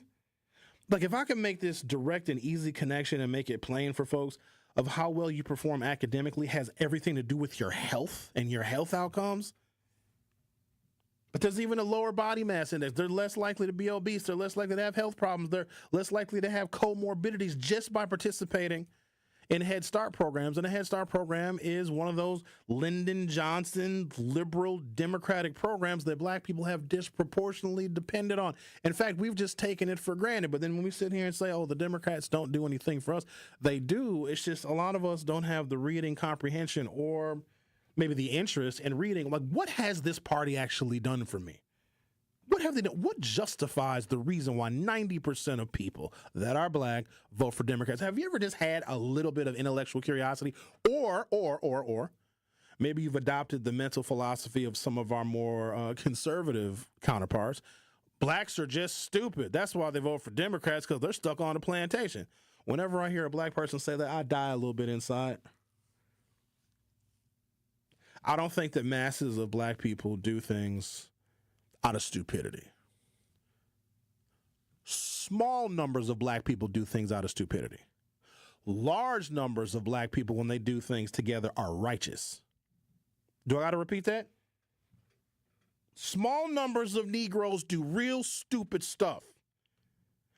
Big numbers of us do things that are righteous and holy. From the Journal Sentinel, Wisconsin Head Start programs have received less than half of the federal funding expected this year compared to the same time in 2024, when Joe Biden was president. A drop of more than $35 million that would have supported early child care services for low-income families. I'm going to let you go ahead and guess who some of those families are. They're cutting this money. Eventually, Head Start is going to completely dry up. So all of the negative statistics that have been made better or have been reduced or mitigated because of Head Start, expect all of those to get worse. According to newly released data from the U.S. Department of Health and Human Services, Head Start programs in the state received $68 million in federal funding between January 1st and April 15th in 2024. During the same period this year, the programs have received $32 million. U.S. Senator Tammy Baldwin highlighted the dramatic drop in an April 17th press release that also criticized a Trump administration budget proposal that would completely eliminate Head Start. Without getting racial or political and socio-economic and all that, Head Start programs are worth the investment. They are. It should be a nonpartisan issue because there's white kids that participate in Head Start too. Like Waukesha is full of poor white people. I don't know if you've ever been out to where they live, where some of them live. Oh, God, I'd rather be in the city. Seriously, I would rather risk my car being stolen. I'd rather risk somebody running a red light on 20th and Capitol, and I'd rather risk the higher car insurance premiums that I pay than to live in small, rural Wisconsin. It's awful. Sometimes they don't even have the internet. I think some of those up north rural white folks use Morse code. I don't even know how they communicate. Do they even they got telephones? The Morse code. How come nobody knows Morse code anymore? And shorthand. Do you guys remember, some of y'all old enough to remember when they taught shorthand classes in high schools? Is Zach in there? I want to ask Zach a question. Rick, is Zach here yet? He ain't here? I wonder if he even knows what shorthand is. Shorthand is a whole nother language. So court reporters, a good middle-class job. Do they still have court reporters, or is it do they just record it with video cameras? Shorthand is a whole nother language where you can abbreviate a damn whole sentence or a word with just like a squiggly line. It's the craziest thing ever, but they don't teach it anymore. Quote, we need to make childcare more affordable, not shut down this lifeline like President Trump is planning. Tammy Baldwin said in a press release, why wouldn't Ron Johnson, who has federal legislative powers and jurisdiction as one of the two senators in the state of Wisconsin, why hasn't Ron Johnson come out in, at the very least, the defense of children, mostly rural, white children too, because there's more of them than there is black kids that are benefiting from the Head Start program. See, this is that mess that I'm talking about. There are some things, ladies and gentlemen, that defy logic and they defy common sense. Head Start is going to do irreparable damage to the trajectory of children. And remember, children did not ask to be born. I don't know whose show it was. It must have been Ben and Carrie. I think they did a segment on should kids like get jobs and pay bills, help pay bills, whatever. No, they shouldn't. If kids want to buy their own like stuff, they can ease the burden on the parents' pocketbook. Yeah, if kid wants a new pair of shoes, then if you work how old are these kids when they start working out? 14, 15, you get a work permit. If anybody's even hiring kids anymore. Well, then the child can like pay for if they want to go to the movies. Well, kids don't even go to the movies anymore. If they want to pay for, I don't know, their cell phones or something. If they want to get a new pair of shoes or a new shirt. But no, I don't think the kids should be forced. Because you're exploiting child labor. Like your child didn't ask to be born. You had the child. You got to provide for your child. You got to provide them a safe environment. And here's the thing. We know this stuff is expensive. So you know what that means? Then maybe don't have more kids. Fellas, get a vasectomy. Get a buy one, get one free. Maybe urologist, that's who does the vasectomy, right? Who does the snip. Maybe urologists need to offer a special. Buy one vasectomy, get a homeboy vasectomy for free. If I get a vasectomy, Rick, you get one too. We can go in there and together. Get snip. It don't even take long. They don't even put you under anesthesia. They numb your taint and they go in there and go snip you. Get your snip on. Snip doggy dog. Watch your mouth. I can't have all these kids, can't afford a kid. You know what's crazy? It's all these terrible men out here, but everybody's still getting pregnant. And I saw a segment on the news today. They listed the different retail outlets. Meijer was one, Costco was another, Walmart was another, and they listed the cost of eggs. Target has the most expensive eggs, I believe, at 41 cents per egg. And I think it was, who had the cheapest? It wasn't Whole Foods. I don't know. Pick and Save or something had 29 cents per egg. If people are complaining about the price of eggs, shouldn't be having more kids. If the price of eggs is a burden, ladies, you already have eggs. Maybe sell those. Can you sell your eggs? I'm not being funny right here. If you don't want to have more kids and you still have your eggs because they chill until they're needed. And then you guys know the process. When an egg is needed, then it rolls out of down the fallopian tube and just chills. About 72 hours. That's the ovulation. And then when the egg ain't fertilized, it gets flushed out. So if you don't need your eggs anymore, I'm sure there's probably. So what if you sold your eggs to buy eggs? I know some of y'all are not taking me serious right now because I can feel it. But if you don't like the cost of eggs and you got a bunch of unused female lady eggs, Rick, you wouldn't know. I don't know why you shaking your head. If a woman says, hey, I don't want to have any more children, I'm good, could she sell her eggs to a lady that wants kids? Well, the problem is the eggs that you would sell, ladies, your unused eggs, your unwanted eggs, they'd be your genetics. So you would be giving your genetic egg to another woman. Some women probably wouldn't even care, I have no idea what is and what is not offensive. I'm just over here trying to be frugal. If eggs are too much, no, I'm not. You're fishing. I think that I just had a brilliant damn idea that I should get a Nobel Peace Prize for. If eggs are too expensive, first of all, don't have more kids. And if you don't want more kids, then the eggs that you have, ladies, that are unused, what if they're $1,000 a piece? And you got 100 good eggs left. That's $100,000. It's also 100 children you would have too, though. Quote, we need to make childcare more affordable, not shut down this lifeline like the president is planning, Tammy Baldwin said in a press release.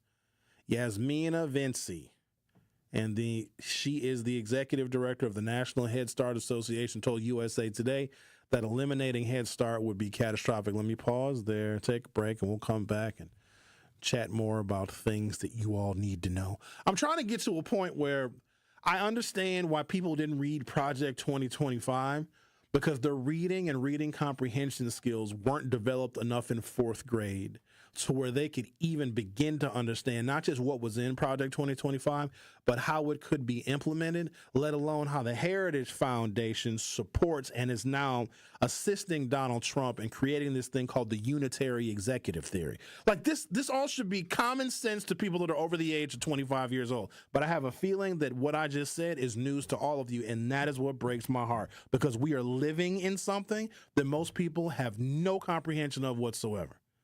But that's why you listen to The Truth with Sherwin Hughes, because we break all this stuff down. Don't go anywhere. I'll be right back. The Truth with Sherwin Hughes returns after this on 1017 The Truth app, and 1017thetruth.com.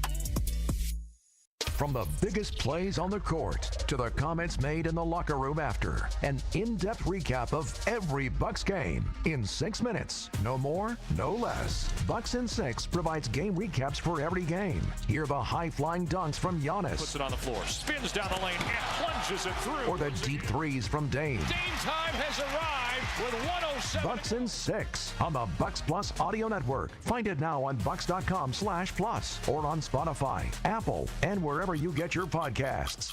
Attention small business owners. In-person registration for the City of Milwaukee Vendor Fair scheduled for April 24th from 8 a.m. to 2 p.m. is now closed. If you missed registration, a recording of the event will be made available online after the vendor fair. For more details, you can visit milwaukee.gov/DOA event. That is milwaukee.gov/DOA event. This event is a gateway to expand your business through workshops, networking, and direct access to knowledgeable city staff staff regarding contracting and small business enterprise certification. Interested in expanding your small business via government contracting but can't make the event? Email devcord@milwaukee.gov to learn how small business enterprise certification with the City of Milwaukee can take your business to the next level. Sponsored by City of Milwaukee, Department of Administration, City of Milwaukee Purchasing Department, and City of Milwaukee Department of City Development. For more information, you can visit milwaukee.gov/DOA events. At U.S. Bank, when they say they're in it with you, they mean it. Not just for the good stuff, the grand openings and celebrations, although those are pretty great, but for all the hard work it took to get there, the fine-tuning of goals, the managing of cash and workflows, and decision-making. They're in to help you through all of it, because together they're proving day in and day out that there is nothing as powerful as the power of us. Visit usbank.com to get started today. Equal housing lender, member FDIC, copyright 2024 U.S. Bank. All you have is one chance after an accident, one decision on who to call, one shot to get the help you need. Don't waste it on the one offer you get from your insurance company. Make the one call to Gruber Law Offices. It's the only one you'll need to make. Call us today. Gruber Law Offices. One call, that's all. Hi, Drew and Jonathan Scott here, reminding you that a lot of life's firsts are better with help from American Family Insurance. Like your first home expansion or your first big lightning strike.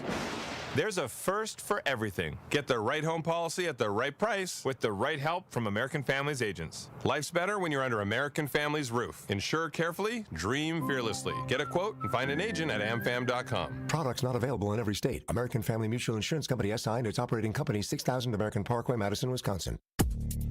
You are listening to The Truth with Sherwin Hughes on 1017 The Truth, The Truth app, and 1017thetruth.com.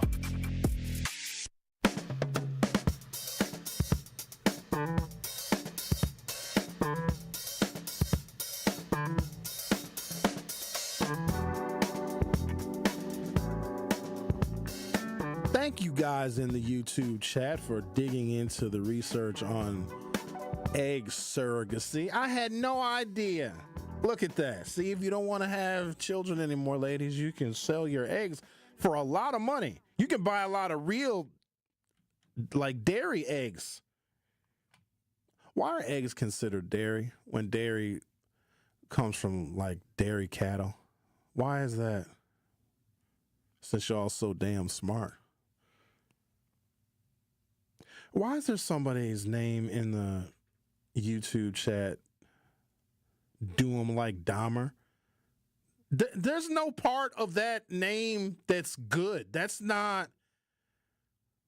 I've heard way too many Dahmer stories. You know that bars that Dahmer used to go to are still open. It's a little strip of bars on South 2nd Street. They had to tear down the apartment he lived in because people kept, like, it was on like tourist websites and people would come by and like gawk at the apartment. It was 900 block of 27th Street. They had to tear it down. All right, let me read some of this stuff. Oh, if you haven't done so already, ladies and gentlemen, go to youtube.com or open up your YouTube app from your smartphone or other mobile device. Search 1017 The Truth or The Truth with Sherwin Hughes. Of course, hit subscribe. And as long as you have a Gmail account, which damn near all of you do, you'll be able to participate in our YouTube chat. Does some of y'all still use AOL mail? You know what I saw the other day? It was a business email too. wi.rr.com. Do y'all remember when Roadrunner was the first broadband internet? That's like 25 years ago. Why do you still have a wi.rr.com email address? Damn! Some things should be left in the 20th century. I tried to log into my Yahoo email address. I got a bunch of Yahoos. Yahoo used to be the stuff back in the day. In fact, one of my Yahoo email addresses was connected to my MySpace account. Your MySpace account is still there. Oh, you didn't know? Oh, it's still there. It looks different, But if you remember your email address or your username and your password to MySpace, it's still there. Do y'all remember MySpace back in the day, though? There has not been a social media site as good and as entertaining as MySpace. Facebook took its place, but Facebook drove people crazy. Facebook was too much. Too much advertising, too much manipulation of the algorithm. It got too specific. MySpace was just like, oh, let me post this song. Let me rearrange my top 8 top friends. It was just fun. But now it's all crazy. JD the Poet says compensation for egg donors is at least $5,000 per cycle. Curly Q says, where can I get more information? Asking for a friend. Linda said it's called surrogacy. You know what? I guess so. So, because I know a surrogate mother is another person uses their body as the vessel for carrying someone else's child. Do y'all really trust a woman that much? Because women that sign up to be, unless she's like a family member, but do y'all even trust your sisters that much to carry your child? What if they go drink a bunch of Miller Lite or smoke weed or do drugs? You trust another person to carry your child? What if they're reckless? You know? What if they're emotionally all messed up and then them messed up emotions are going to get up in your baby and your baby's going to come out mad? You know? I never understood that. You got to have a lot of trust in somebody to say, hey, I want to pay you X amount of dollars to carry my baby. Like you're using her body as a vessel. To me, that's a weird kind of like, I don't want to call it like slavery, but just, I don't know. Like using another person's, their internal organs, and then your baby comes out of another woman's vagina. That's wild to me. And what if you don't like how the baby comes out? Do you get your money back that you gave to the surrogate mother? Let's say you gave a surrogate, it's got to be more than 50 grand. It's got to be probably $100 grand, $200,000 for a woman to allow you to use her body to deliver your baby. That is putting a price on a human body, right? If somebody says, I'll give you X amount of dollars, you incubate this baby for me. And what if something happens? What if it's the surrogate mother's fault? Do you get to sue her? Do you get your money back? And then now you got a baby that might be damaged, a damaged baby. I don't know. I'm not making light of this. This is just me exploring intellectual curiosity in real time. Like sometimes it sounds like this. Sometimes it sounds ugly and it may be offensive, but this is me like thinking through like what is that like to be able to trust another human being, especially if it's a couple that wants a child and this will be their first child. You got to trust this person because you're not with them all the time. It's not like the surrogate mother lives in your house. I suppose you could arrange that. But wouldn't that couple that selected and paid this surrogate mother, let's say the surrogate mother is like, yeah, I'll live with you guys while I'm carrying your baby. Wouldn't you micromanage the hell out of her? Like if she was like getting ready to go somewhere, wouldn't you want to be like, hey, where are you going? Oh, I'm just going to go meet some of my friends. Yeah, you're also 6 months pregnant with our child. Can we come along with you to make sure these friends are okay? I just don't know if I could trust somebody that much. I mean, I could trust people with other stuff, but not another lady. What if she wants to have sex with another man? You ever think about any of this stuff, or is it just me? JD the Poet says, egg donors in our programs can earn up to $10,000 in compensation for their first cycle. Egg donors who donate 6 times the maximum number can earn a cumulative compensation of $60,000. JD, are you quoting this from somewhere, or do you literally have a program? Nikki says, when I looked into it, it was $10,000, but it could be higher. But aren't there like eggs that are more in demand? Like if you have like a Mensa genius in your family, wouldn't your eggs be worth more than the eggs of somebody who murdered 7 people?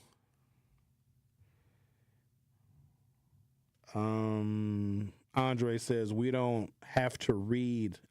Us as a people never did anything about it. I'm just going to go ahead and let that comment stand on its own. Curly Q said she is marked safe from not having a MySpace account. Curly Q, you missed the best era in the world. Nikki said, when I looked into it, it was $10,000, but can be higher. Nikki said, I wanted to do it when I decided not to have kids, but do I want kids out here with part of my DNA for $10,000 a pop? Nikki, you don't. Nope. You don't. We don't want kids with half of your DNA running around here stealing Kias. Doom like Dahmer said, when Kyle did what he did, I said, boy, you got to be kidding. Oh, yeah, I don't. Kyle got a Brazilian wax. He raised money for childhood cancer. I don't know if them kids even want that money. Like, here you go. Here's a check from ESPN, Kyle Wallace, Kyle North and Brustman. What's the name of that show? Kyle, whatever the name of his show is. Sorry, Kyle, I don't know the name of your ESPN show. But I'll be honest, I don't listen to it. Hey, we'd like to present you with a check for cancer research. We got our pubic hairs waxed for this money. I'd be like, ugh. I mean, I'd still cash the check, though, I guess. All right, we'll take a break, come back, talk to Linda on the other side. You are listening to The Truth with Sherwin Hughes on 101.7 FM. I'll be right back. The Truth with Sherwin Hughes returns after this on 101.7 The Truth app, and 1017thetruth.com. At U.S. Cellular, we believe loyalty is never a one-way street, so we love finding new ways to say thank you to our customers. This is why we're hosting Us Days again. It's our exclusive in-store event to celebrate you, our loyal customers, with unique offers for everyone. Visit our stores during Us Days until April 23rd to take advantage of offers up to $1,200 off of any smartphone and up to $500 off of any tablet. This is the perfect time to upgrade. Come into any U.S. Cellular store for more details. U.S. Cellular, built for us. Wherever you are in Wisconsin, there's a free and confidential Aging and Disability Resource Center, ADRC, or Tribal Partner Agency. We're here for older adults, adults with disabilities, and your families. ADRCs are a bridge to support for benefits and financial assistance, transportation, in-home care, and more. Get to know your local ADRC and connect with resources today. Call toll-free 1-844-WIS-ADRC or go to findmyadrc.org. Paid for by the Wisconsin Department of Health Services. Today's Making Your Money Work is presented by Associated Bank, and right now I am excited to be joined by Ashley Lucas. Ashley Lucas, how are you doing today? I am doing amazing, and I am excited. We are so close to the holidays. How are you? I'm doing really good, too. I'm excited to be speaking with you because, you know, the work that you and Associated Bank do is incredible. So I want to get right into it. So in what ways does Associated Bank support small businesses? Yeah, well, thank you so much for the kudos. We really take it to heart here to ensure that we're helping the businesses in our community, those local business owners that are working hard, you know, to help the people that, you know, live and work in the Milwaukee area. So one of the biggest things we have here is we have not only certified branch managers and colleagues, but also a small business relationship manager team that's able to assist a business, whether they're just starting out, they need their first loan, they're looking to retire, they're wondering, you know, how to manage their day-to-day operations with their finances. And I think that's really important because, you know, having that go-to person that you can contact no matter, you know, what questions you have is really, really, really important to business owners. So how can people get in touch with you? I know they're interested at this point. We have something also really cool at Associated Bank. Anyone can go into any one of our local branches. We have business certified colleagues there that are able to help. school. Or if you're like me and you see the snow coming down today and you're like, nope, I want to stay in my jammies and at home, we have a virtual relationship manager hotline, and anyone can call whether they're a customer or not. They're open 8 a.m. to 5 p.m. Monday through Friday, and their number is 1-800-270-7725. Thank you so much, Ashley Lucas. We always have such a good time. Making your money work on the award-winning 1017 The Truth is sponsored by Associated Bank. Your money works here. You are listening to The Truth with Sherwin Hughes on 1017 The Truth, The Truth app, and 1017thetruth.com.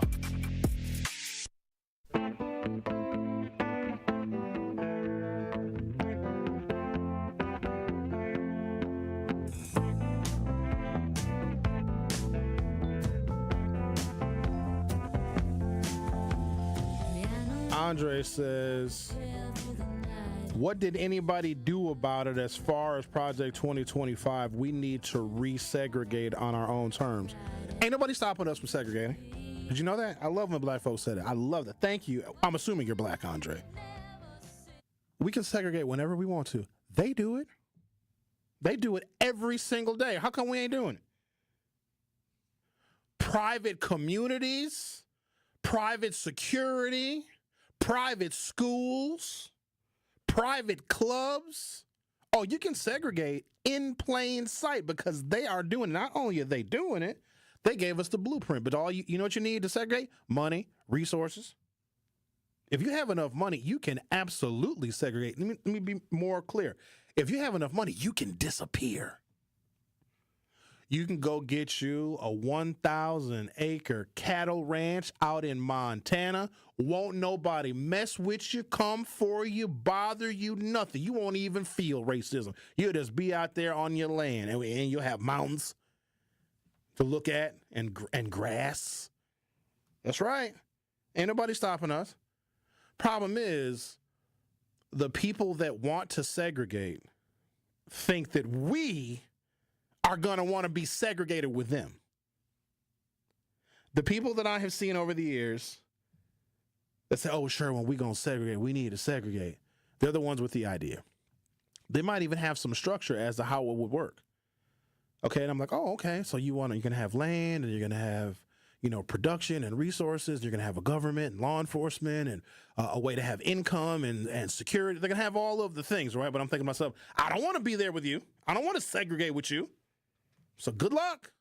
But ain't nothing stopping us from segregating. We can do it right now.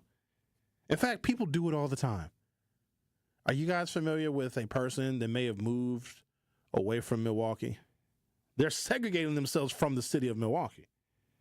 Now, as far as like segregating, like black people segregating from white people, where are we going to get anything? Especially now that China is not even going to be shipping stuff to the United States anymore. All of the things that you will need for your successful society. Do black people make, produce, and store the things that we need to have a fully self-contained society? Yes or no? You're going to need weapons. Where are you going to get the guns from? You think white folks are going to sell you guns if you want to segregate in front of them? But you can segregate. You just need money. They have gated communities. I'm surprised we don't have gated communities in Milwaukee, where you literally, my cousin used to live in a gated community. It's crazy. A black gated community in Memphis. Black people walled themselves off from other black people. It's the wildest thing I've ever seen. Let's talk to Linda. You're on 1017 The Truth. How are you? Wonderful, Sherwin. Good morning, Professor. Good morning, the Comer Brands. And good morning to all the beautiful black and white people of Milwaukee and America. Hey, Sherwin, under this Trump era, I have to screen what we, put in our mind because of the dismal, cloudy, negative, down reports every day, executive orders and all of this. We really have to protect our mental health. But when you talked about, education, that I was getting upset because when I went to Madison, I was upset. I got to talk to Tanya, and it was really nice because we found out so much that we don't know, and how upsetting it is that we don't know things. But like the 59 cents a day that our legislators, minimally approve of to get federal funding for our children 5 and under, and as opposed to the $125 a day they approve for the reforming of an inmate. It's just outrageous. And I told them the math ain't mathing. It's a simple algebraic equation that they learned in elementary how to solve for the X or the variable, and the child is the variable. But anyway, Lord Jesus, I'm sorry. It's just really, it's designed. But again, why should our children, who the federal government has legislated $15,000 for their education, have to pay for other people's payroll and the operation of the educational system? That is outrageous. Before I before I got into marriage, I was met with the opportunity to become a lawyer, and I really should have but had I stayed married, I wanted 10 children. What? And I would have had 10. Yes, I wanted 10 black children of the most elite IQ, because I would have still pursued my career, but I would have definitely produced some strong black intelligent children, because you need marriage to do that. You can't have one woman do that. I did it, and I can say for the last 40-some years that my son you would need a whole 1 year village if you was raising 10 kids, and you realistically believe that your career trajectory would have been the same if you were the mother of 10 children. Statistically, some of those kids would have went to prison. No, I'm just saying, not all. Some of them, one is going. 10 not kids? With the husband. Not with the husband that know his role. What do you think a man can even do? A man, that's a lot, because he's got to work and make money. And how feeding 10 kids? Where the hell are you going to live? You know, 10,000 square foot house. Sharon, if our grandparents survived on 13, 15, 16 kids with less, come on now. And my grandparent, she had like Linda, 16 and nobody like wanted to twins. live like that. They had to live like that. They had to. But they survived is my point. Who wants to just survive? Who wants to say, oh, I got 13 kids and I'm just okay, all right. No, I would have them, but I would wrap do up it the like, comments here before we go way off the rails. So anyway, I would carry a child. My youngest son, and his wife can't have children. She can't carry the child all the way. And I said, because it's $120,000, and the lawyer will make sure that the woman does the right thing. They select, go through all that. But I would have, and I've heard other grandmothers carry their sons or their daughter's child because they. Wait, don't you have to be like in a certain target age to be a surrogate mother? There's got to be an age cutoff. It's all about what the parents want, right?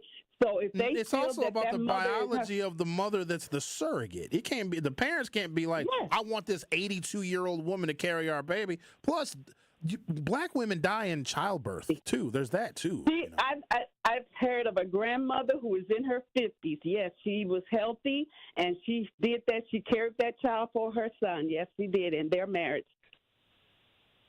Okay. But otherwise, it's $120,000. This is something that you once considered. It is not something you are currently thinking about, is it? I considered it when I was 19 in my first apartment, and I realized how hard it is to survive. Yes, I did consider it. All right. Well, that was a long time ago, Linda. The world's a little different now. Shut up, Sherwin. No, bye. You were 19 in the 70s. That was different. Linda was wearing bell bottoms that had an afro. The Truth with Sherwin Hughes on 101.7 FM. We'll be right back. The Truth with Sherwin Hughes returns after this on 101.7 The Truth, The Truth app, and 1017thetruth.com. It's Kyle Wallace, host of Truth to Power on the award-winning 1017 The Truth, and I want you to tune in every day from 12 p.m. to 1 p.m. as I engage in a community conversation I know you want to hear. From topics like our property tax bill price hike, which I know had us all shaking our heads, to the incredible MPS students getting millions of dollars worth of scholarships to pursue their dreams, I have you covered, Milwaukee. So tune in to Truth to Power every day from noon to 1 p.m. on 1017 The Truth app, and streaming live on YouTube. Attention small business owners. In-person registration for the City of Milwaukee Vendor Fair, scheduled for April 24th from 8 a.m. to 2 p.m. is now closed. If you missed registration, a recording of the event will be made available online after the vendor fair. For more details, you can visit milwaukee.gov/DOA event. That is milwaukee.gov/DOA event. This event is a gateway to expand your business through workshops, networking, and direct access to knowledgeable city staff regarding contracting and small business enterprise certification. Interested in expanding your small business via government contracting but can't make the event? Email devcord@milwaukee.gov to learn how small business enterprise certification with the City of Milwaukee can take your business to the next level. Sponsored by City of Milwaukee Department of Administration, City of Milwaukee Purchasing Department, and City of Milwaukee Department of City Development. For more information, you can visit milwaukee.gov/DOA events. Escape the city and relax at Lake Lawn Resort in beautiful Delavan, Wisconsin. Enjoy outdoor activities on Delavan Lake, tee off at the lakeside Majestic Oaks Golf Course, or unwind at the award-winning Calidora Spa. With both indoor and outdoor pools, there's fun for the whole family. Take a cruise on the Lake Lawn Queen, explore stunning shores and historic landmarks, and enjoy delicious food and drinks on board. Book your stay today at lakelawnresort.com, where everything is better at the lake. Maya is always on the move, and so is her money. Buy this here, deposit that there. She and her money are a lot to keep track of. Good thing Maya banks with Landmark Credit Union and uses their amazing mobile app. Maya checks her balance, deposits checks, pays bills, even transfers money between friends. So while Maya is coming and going, she can see her funds coming, going, and, best of all, growing. Landmark Credit Union. Banking made easy. Insured by NCUA. When you're high, you feel different. Pretty obvious, right? You think different, talk different, but if you feel different, you drive different. So if you're high, just don't drive. Brought to you by NHTSA and the Ad Council. Happy kids heal faster, and that's why Starlight is dedicated to improving the mental well-being of sick kids across the U.S. Learn how at starlight.org. Bike crash? Call Gruber Law Offices. One call, that's all. You are listening to The Truth with Sherwin Hughes on 1017 The Truth, The Truth app, and 1017thetruth.com.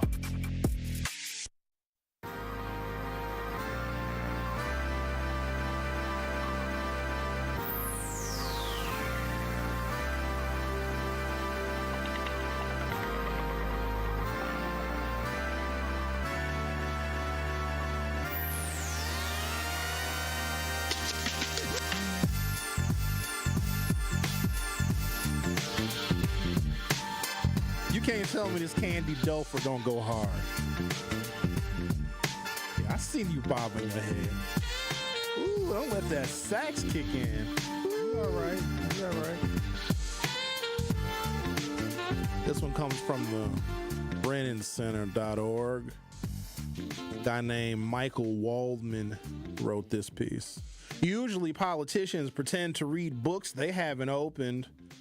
Donald Trump made news when he claimed not to have read a book, one written by his friend and ally.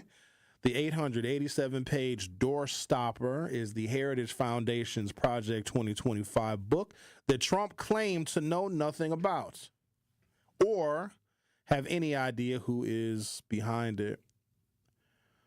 Why that transparent fib? Perhaps Trump wanted some distance from Kevin Roberts, leader of the Heritage Foundation. This was written July 10th of 2024. So somewhere right about the time that Joe Biden either had or was about to drop out of the race to be reelected, and Kamala Harris was slowly but surely transitioning in. So this is when this article was written. and it's about something that I got to talk about this. I know we're going to get distracted, and I'm sure we're going to get a call from Al and Bob and all those other people. But I need people to know this thing called the Unitary Executive Theory. And once, it may sound dry and boring, I promise you I'm going to make it interesting, and I'm going to make it very relevant. Once you understand what it is and how long Republicans have been trying, even some Democrats have put their toe in the water of Unitary Executive Theory, then what Donald Trump is doing is going to make sense. It doesn't mean you're going to like it. It doesn't mean it's going to be good for the country, but you're going to know what it means and why he is doing what he is doing. It also is going to explain why Congress is doing nothing and why the Democrats are, in my opinion, are focused on a political contest that's 900 days away. Democrats are like, oh, what are we going to do in 2028? We may not have a country in 2028. But you all, the body politic, you need to know the rules and the framework of how Donald Trump is operating, because it's foreign to us. We've never seen it before. But there is structure to it. There are rules, and it was scripted. Do you guys sometimes watch like movies and documentaries? I know that if there was ever a subject matter that I found like dry or boring, sometimes if I watch a documentary, it makes it a little bit more intriguing. And also I learn better through like watching a documentary or like a biopic about somebody's life. It just makes it much more real to me and much more likely to stick with me intellectually. There's a movie called Vice, and it's essentially the story of former Vice President Dick Cheney's life. And I'm sure you probably didn't like Dick Cheney when he was vice president with George W. Bush when he was CEO of Halliburton.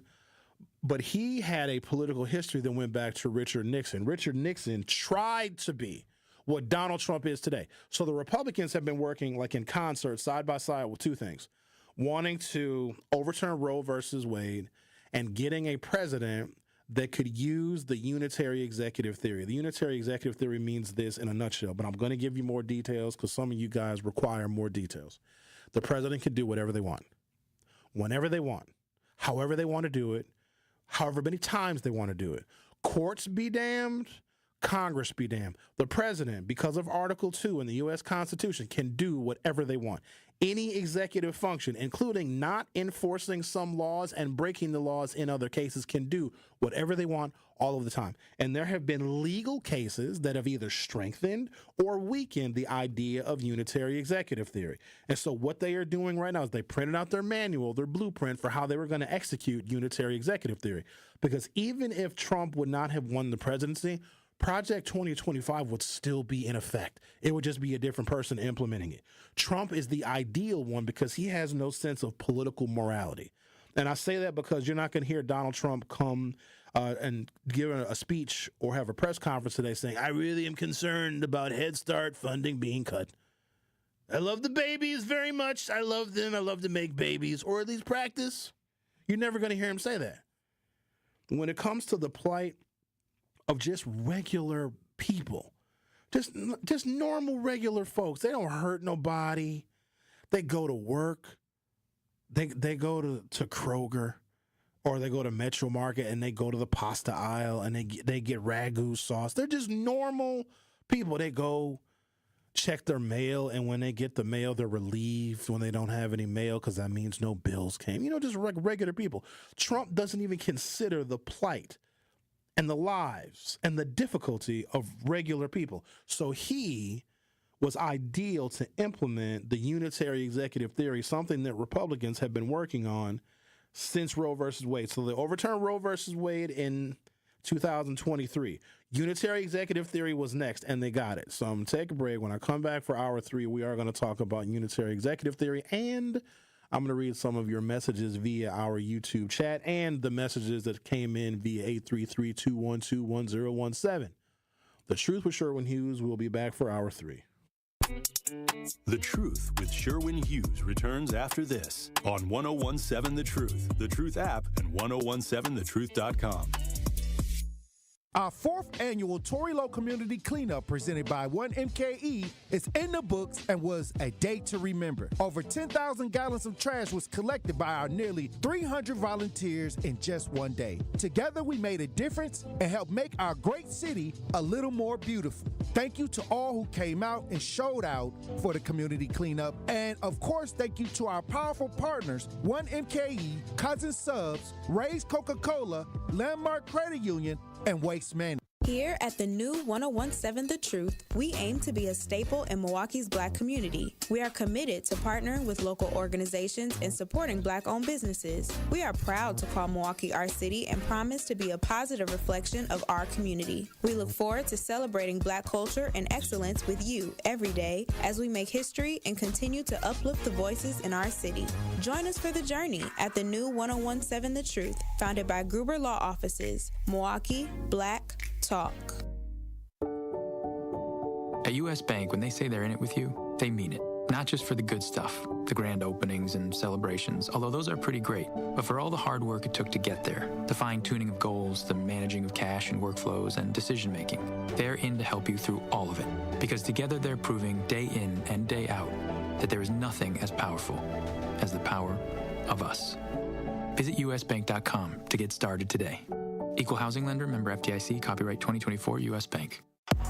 Brewers baseball is here. Time to pick your Brewers games and get back to the ballpark for tailgate traditions and walk-off wins. Don't miss any of the big games or the superstars. And come back for the best giveaways. Where else would you want to be?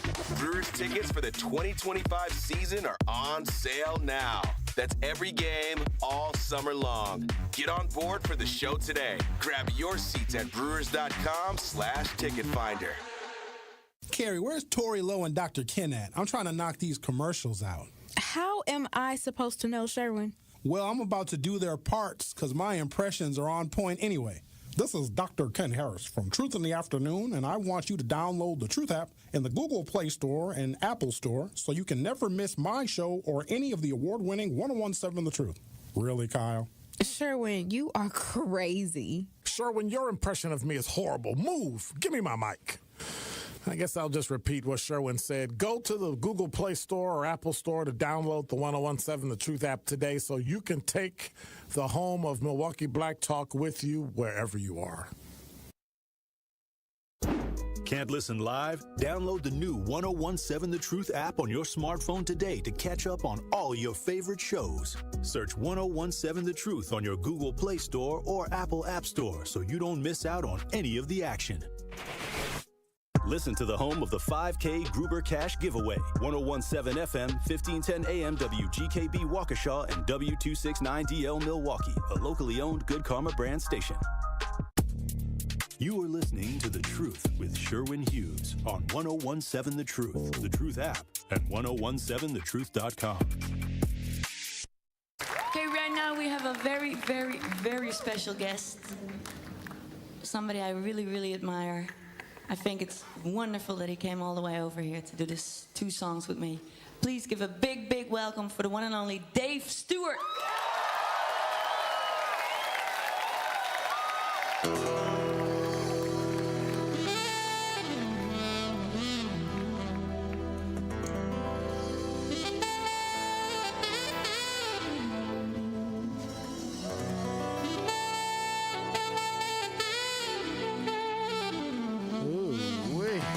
Welcome to Hour 3 of The Truth with Sherwin Hughes. Our phone number is 833-212-1017. Music brought to you by the one and only Candy Dulfer and apparently Dave Stewart. I didn't know that was this version of this song. Let's talk to Al. You're on 1017 The Truth. How are you? Well, first of all, I'm doing good. I want to say happy Friday. I'm not down with segregation. I don't want no segregation. I like to diversify. Segregation, we got too many informants, too much self-hate, and some of our people can be a bag of work, and some of our people have too many excuses for ninjaism. Furthermore, we got too many black Christians who want to be white Christians, who claim they're Christians, who stand with hate and self-hate. And I don't want to be a part of it. Because if you look at history of those same Christians, they kill, they murder, and they feel they're doing something right in the name of the God and Bible. And if you make a Christian mad, you will see so much hate and anger come out of them. But like these same black folks who claim they're Christian and voted for hate. I don't want none of them black-ass sapsuckers around me. I like my diversified people. I'm good. No segregation. No segregation. Because all this hate we got going on is coming from some people who look like us. But Al, don't you want to get away from some of those sap suckers? Don't you want to segregate yourself away from the ones that suck the sap? Well, I'd rather be around a diversified group of people, because if you don't, you're going to have them so-called religious people say, well, don't get mad because it's lead water. You know what I mean? But if you around a diversified group of people, you have wisdom, diversity, and you both can learn from each other. But you can't learn from somebody who say we always making decisions at the gas pump. So you might as well tell me broke, tell me be broke, wait for Jesus, and struggle. But if you go for a diversified group of people, they're about that action. I don't want nothing that's segregated. We as blacks deal with enough. Diversified group of people, because some people are mentally stuck. They don't want no growth. They want the benefits. They don't want to do the work, and they want a nickel and dime. And then they get right up there and try to stand with the white Christians. I don't want none of it. And one more thing. The same with some of these other black Christians, and I'm going to bring his name up, Al from Sherman Park, who said, well, he was against the black women. Don't he know when them white men get ready to bust his head, it's going to be the black women that's trying to save his black ass. Them white people ain't going to save there. They might give you a nut bath and nut in you, but they ain't going to stop you from getting your head busted. And I'm shocked that any black man would say that when they was raised by a beautiful, strong, proud black woman, but just to turn around and say, well, they gave black women too much. What the hell is that? I'm against segregation. Put me with some diversified folks, because at least I know they coming out with shotguns and hammers, and they will fight for me versus somebody who sit there and say, well, you know, he black. Let him go on to the whites. No, that's all right. I need to be around a diversified group of people. That segregation ain't gonna work with us right now. We got. Nope. I was about to throw some more names. No, we good. Keep the segregation. I don't want it around me. Absolutely not. Have a good day, have a good day, y'all. Bye bye. Bust it open. Get your sub. Daddy. You know, I agree with some of what Al said. Hear me out. On the segregation idea, because somebody always brings it up like, oh, clearly our salvation is just if we're segregated from white people. I think JD might have brought it up in the YouTube chat. If you haven't done so already, find us on YouTube, 1017 The Truth. Hit subscribe and you can join the YouTube chat. There's already communities that are segregated, and you can live there. Absolutely. You totally can live there. But I get it. The person in the YouTube chat said, oh, we got to segregate on our own terms. Let's say that black people can have whatever it is that we need or whatever we've been lacking, which is justice, because the opposite of poverty is not wealth. It is justice. So let's say we have a place, a utopia where we have justice. We administer it ourselves and everything is fair. It's a merit-based society. You get what you get based upon your ability, and everybody's got a really strong work ethic, and the people are super nice and all this other stuff. And imagine if you did not need any kind of religion or Christianity to require people to be nice. You didn't have to threaten people with going to hell. Okay, you just had this black utopia. Let's say we had that. I don't want to be around black people all the time, even if they're nice. I'm like Al. I want to see diversity as well. I don't want to be around black folks all the time. What if I want to see me some Asians? Hang out with some Asian people. What if I want to see me some Latinos and Hispanics? You know, what if I want to see some whites? I like whites. Whites are good people sometimes. It's good whites. It's a lot of them. It's like 40 or 50 at least. You guys need some good whites? I'll borrow you some. I got some on my phone. They're sweet. They just check on me. What does that mean when sometimes my whites check on me more than my blacks do? My blacks will be like, I'll see one of my black people. I sound like I own them. Like, oh, Sherwin, I was just thinking about you the other day, dog. I was going to hit you up. Well, why didn't you hit me up? My whites would be like, Sherwin, hey, man, hey, everything good in your world? What's new, man? Who you dating these days? Like, they check on me. My blacks just be like, oh, dog, I was going to hit you up last Tuesday. I don't want to be separate from people. I love people. I want to be around all sorts of people.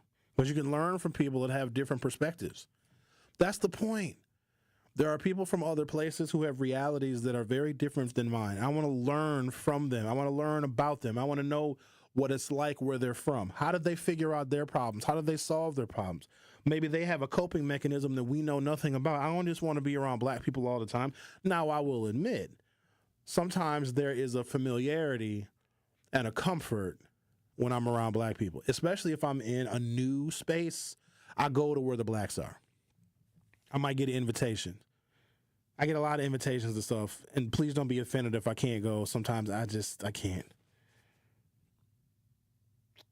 And if it's an invitation I accept and I may not know anybody there, I walk into this room or this group or whatever it is, this seminar, a symposium, I look for the black people because I can feel comfortable with them. And we also are probably going through similar emotions like, hey, who do you know here? Who are you? Do you know so-and-so? We'll find our common ground. Now, I potentially could do that with anybody, but there's a comfort that I feel amongst other black people, this familiarity.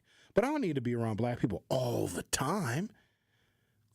Black people can be annoying too, you know what I'm saying? Here's something else that I do. And yes, I'm going to get to the unitary executive theory. Don't worry, it's not going anywhere. Neither is Trump. I don't know if you guys know this, but I get a lot of requests for like recommendation letters. And I get so many. I think people just know that I'll write them. I mean, I got to know you a little bit, but someone might need a recommendation letter because they need a job or a promotion, or I'll write letters of recommendation for people that are seeking higher education. They're applying to different schools, or for their children. And I get a lot of them because that's one way I know that I can help. Whether that gets the person what they're seeking, whether they get into the college or get the promotion or get the job, I have no idea, but I am honored that people ask me for letters of recommendation. So that's usually what I do on my Sundays. And recently I was thinking about something. I should stop writing them for some people. So can you guys help me out with this? I need your advice. I don't come to you guys very often for advice, but I need some. Because I fairly recently wrote, and I write a bunch of letters, a bunch. I got a format to it, and I use the same words almost, because when you do so many of them, you can't get creative with every single one. But there was someone that asked me for one. I said yes, and I wrote it, but they didn't deserve it. I'm honest, they didn't, but I didn't tell them that. I wanted to help them. But I think I could have helped them better by not writing it. But if somebody has their heart set on something that I know they're going to fail at, but you're not supposed to tell people that stuff. You all get real mad at me when I'm very realistic about stuff. Like Linda will call with a random thought of what she wants to do. Do y'all remember when Linda said she wanted to buy a Walgreens and turn it into like a school for girls? I was like, okay, well, here's what you're going to need to do if you want to begin that path. And then y'all got mad at me because you're like, why are you discouraging Linda? By telling her what she actually needs to do to get the necessary credentialing and licensing and approvals and permissions to do that. Y'all got mad at me because I was honest with her. But if there's someone that is trying to achieve something that is so impossibly out of their wheelhouse that it's painfully obvious, and they want me to support them in that, do I just write the letter anyway? Because they're going to come back to me and be disappointed. But how do you tell somebody that, and I'm being like serious with this, like what they were trying to do or what they're striving to do, they can't. And you should never say can't. Trust me, I know this person. They cannot achieve what they're trying to achieve. But I wrote a letter of recommendation for them anyway, like they could achieve this. How do you tell somebody like that no? because it's an honor to be asked. Sherwin, I'm trying to do this. I want to better my life. And they told me all the right things. And I was like, oh, I'm all for it. And then when they told me what the endeavor was, I was like, oh, Jesus Christ. Ain't no way you're cut out for that. So much for, I don't know, thoughts, like feelings, compassion, like motivation. Sometimes this is what makes soft people. When someone is attempting to do something that they simply absolutely are not prepared nor equipped to do, but we tell them that they can. So I am facilitating somebody's failure. So what is it that they want to do in particular? I can't say that because if they're listening, they'll be implicated, and I want to do that. But it's monumental. It's almost like somebody who doesn't have the resume to be a customer service representative that is applying to be the CEO of a multinational corporation because they think that if they made all that money that they would be a better person, right? So they're not qualified for the lowest position, but because they're ambitious and they're like one of those people like, well, if you just ask the universe, if you manifest being a CEO, I'm like, you didn't graduate from high school, I don't think. Like, how are you gonna? But you can't tell somebody that because you're like, oh, why are you crushing my dreams? And I felt bad, kind of dirty even, writing the letter of recommendation for someone that is not qualified for the endeavor in which they're seeking, but I wrote it anyway. What's a tactful way of crushing somebody's dreams? How do you do that? So I'm curious. Have you guys crushed a dream before? And if so, how did you go about doing it? And I shouldn't say crush a dream. Sometimes people need reality because they live in worlds that don't exist. Like some 53-year-old woman who thinks that her Prince Charming and her perfect man is just going to arrive, living in a fantasy. Well, when I get married and my husband is going to have this, and this, you're never going to find him. Somebody needs tough love sometimes. Sometimes people need a dose of reality. But this is what happens when people grow up and no one has ever told them no. They've been more than helicoptered. They've been bulldozed parented. Helicopter parenting is when the parent always hovers. Bulldozing is when you clear every conceivable and inconceivable obstacle for your child so your child never has to be hurt, harmed, or disappointed ever, which creates horrible human beings. Because the world is full of disappointment. Best people I know how to deal with hurt, pain, and disappointment and keep on persevering. Those are the best people. Nothing stops them. They can't have a bad day ever. A bad thing may happen during the day, but like, you know what? I got 23 more hours in this day to make it better. Like, those are the people. Those are the people I want to be around. Segregate me with those folks that can deal with anything. Because they're prepared, because they've been hurt before. They've been let down before.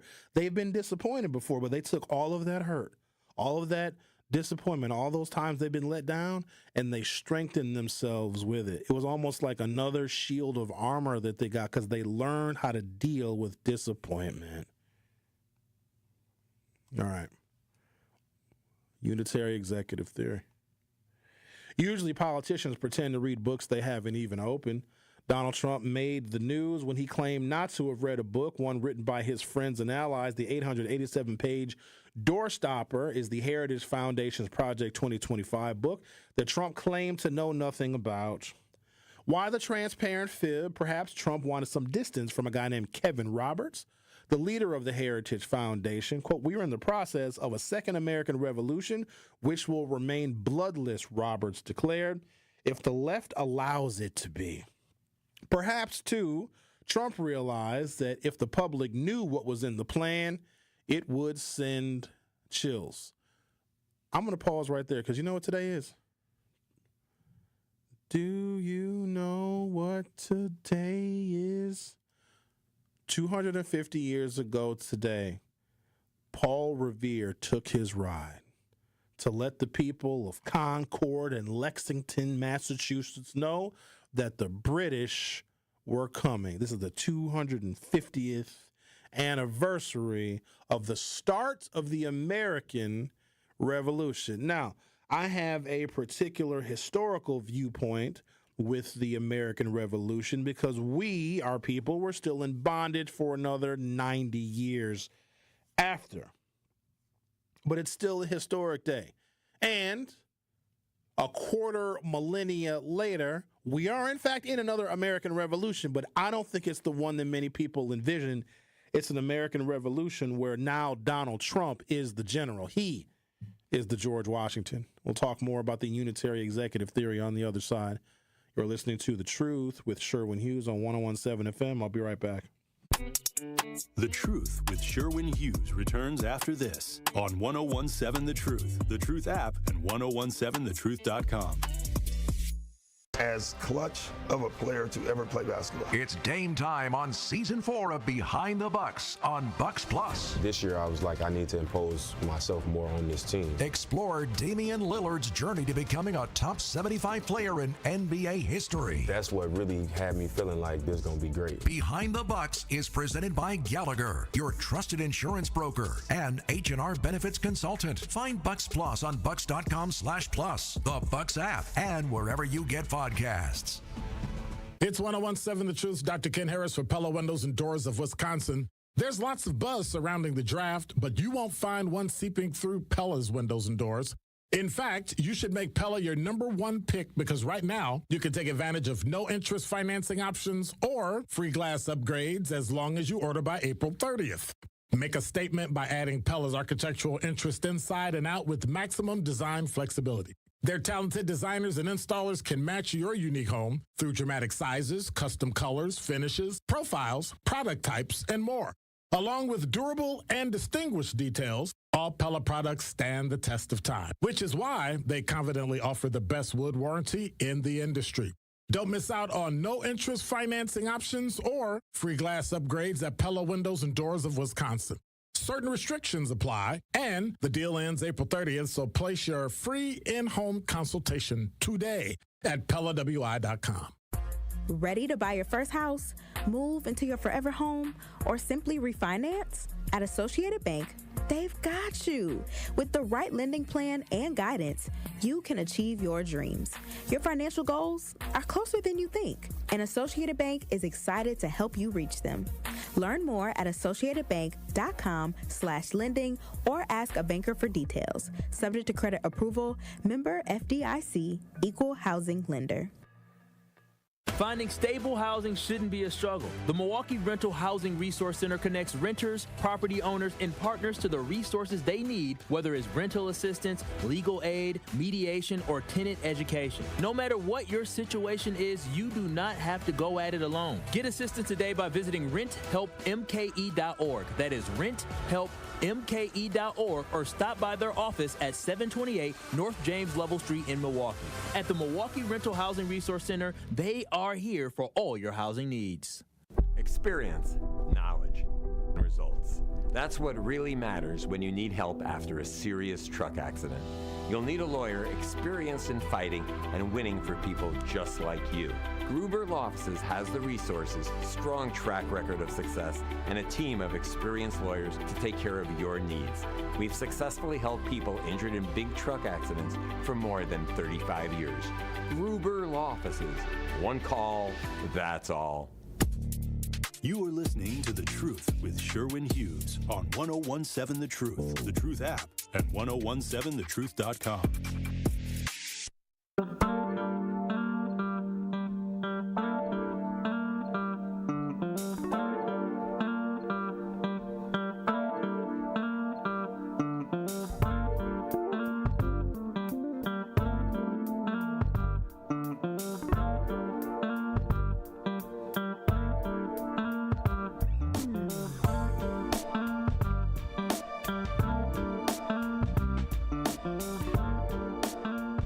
It is a theory that essentially says the president can do whatever they want.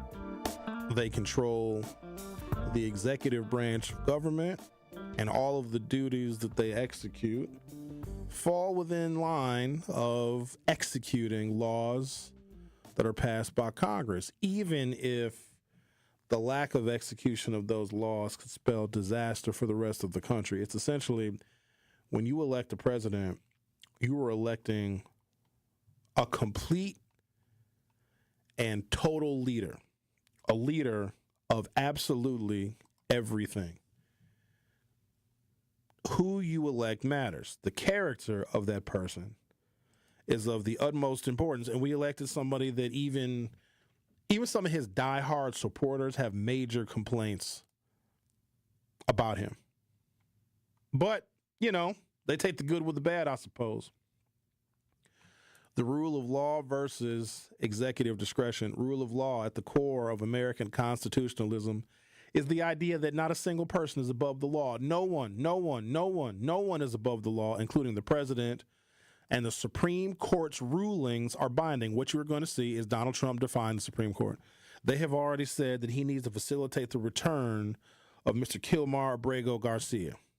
They need to be helpful and open the door to the United States and work with the foreign government of El Salvador and the president of El Salvador in releasing a man who has received zero due process. Remember, due process is the cornerstone of our rights. You know when people get mad when they get searched and they have a fit? You can't search me. You don't have my consent or my permission to search. That's the minimum of due process. That's the very minimum. The maximum is an executive can't just snatch people off of the streets and use the full power and the force and the weight of the federal government to just disappear people and send them to a foreign country. That is what is happening right now in this nation. And if it can happen to one person and they get away with it, then why wouldn't they do it to somebody else? And if you look at it in that context, how and where are black people safe? Can you tell me a time, and maybe I'm missing it, and maybe I've been reading the wrong things. I've been putting my time and attention studying the wrong stuff. Where have black people been safe in America? Where is that safe harbor? Where has it ever been? Has it been the black church? Has it been our own communities? Has it been our schools? Has it been whatever black institutions we have? Has it been our black-owned businesses? Where, like a physical space, a geographic place that I can put in my GPS where black people have been safe? Because wherever that place is, we need to start going there now. And if you don't have an answer for that question, but I want you to give it a lot of serious thought,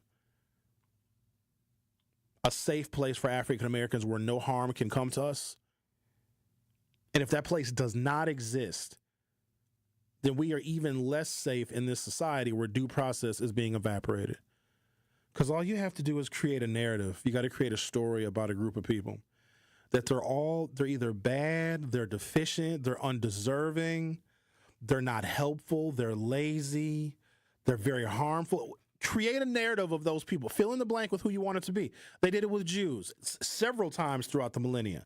If you just create a narrative that these people they're really, really bad, and if we do stuff to them, it actually is better for the rest of us. Somebody posted earlier in the YouTube chat, when did it become cool, or why is it cool again to be a Nazi?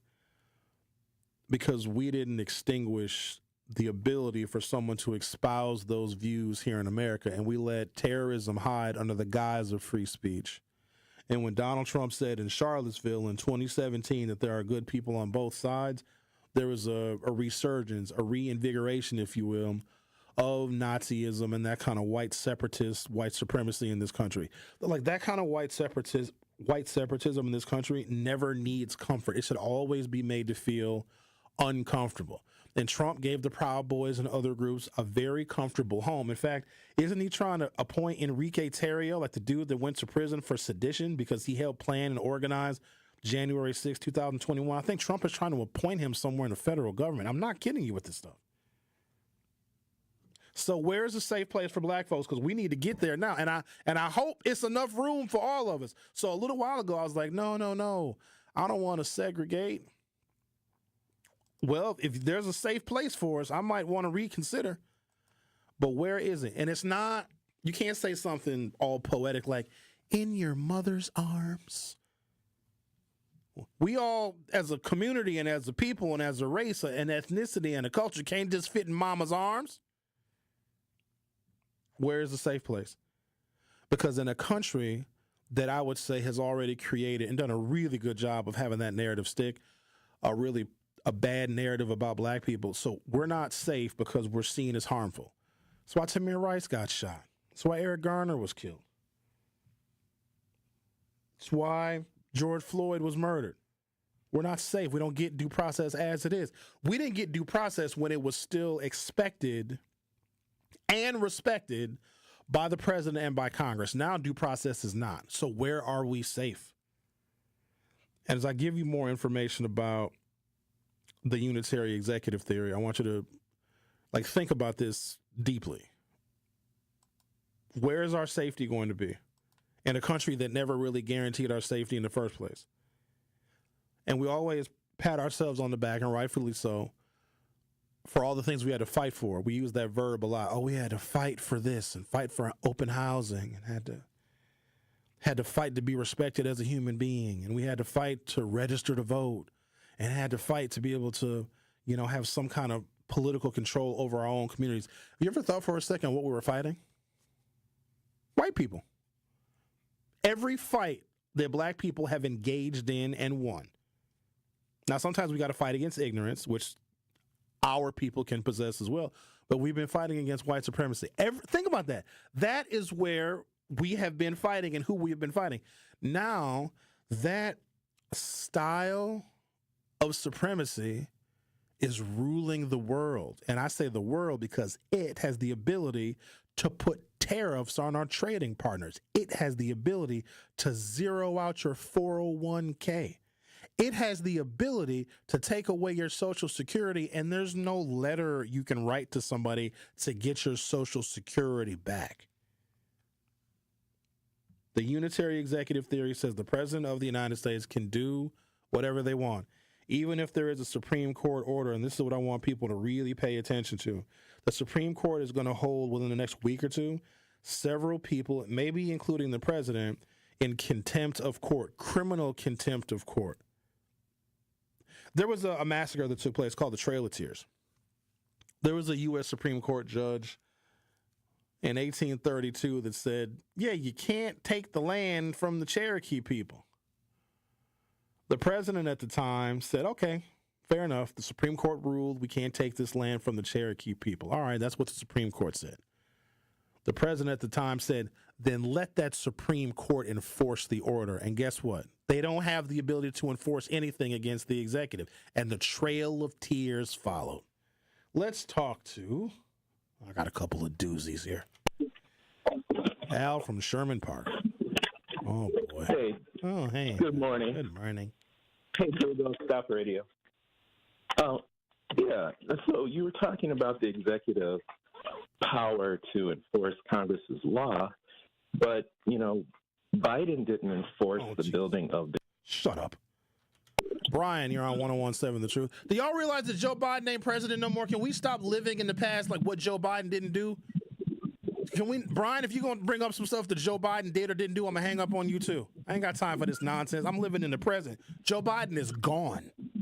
So go ahead, Brian, with your comment. You got that right. Yeah.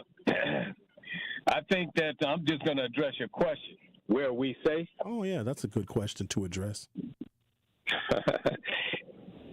We're not safe physically, but we are safe mentally. Really?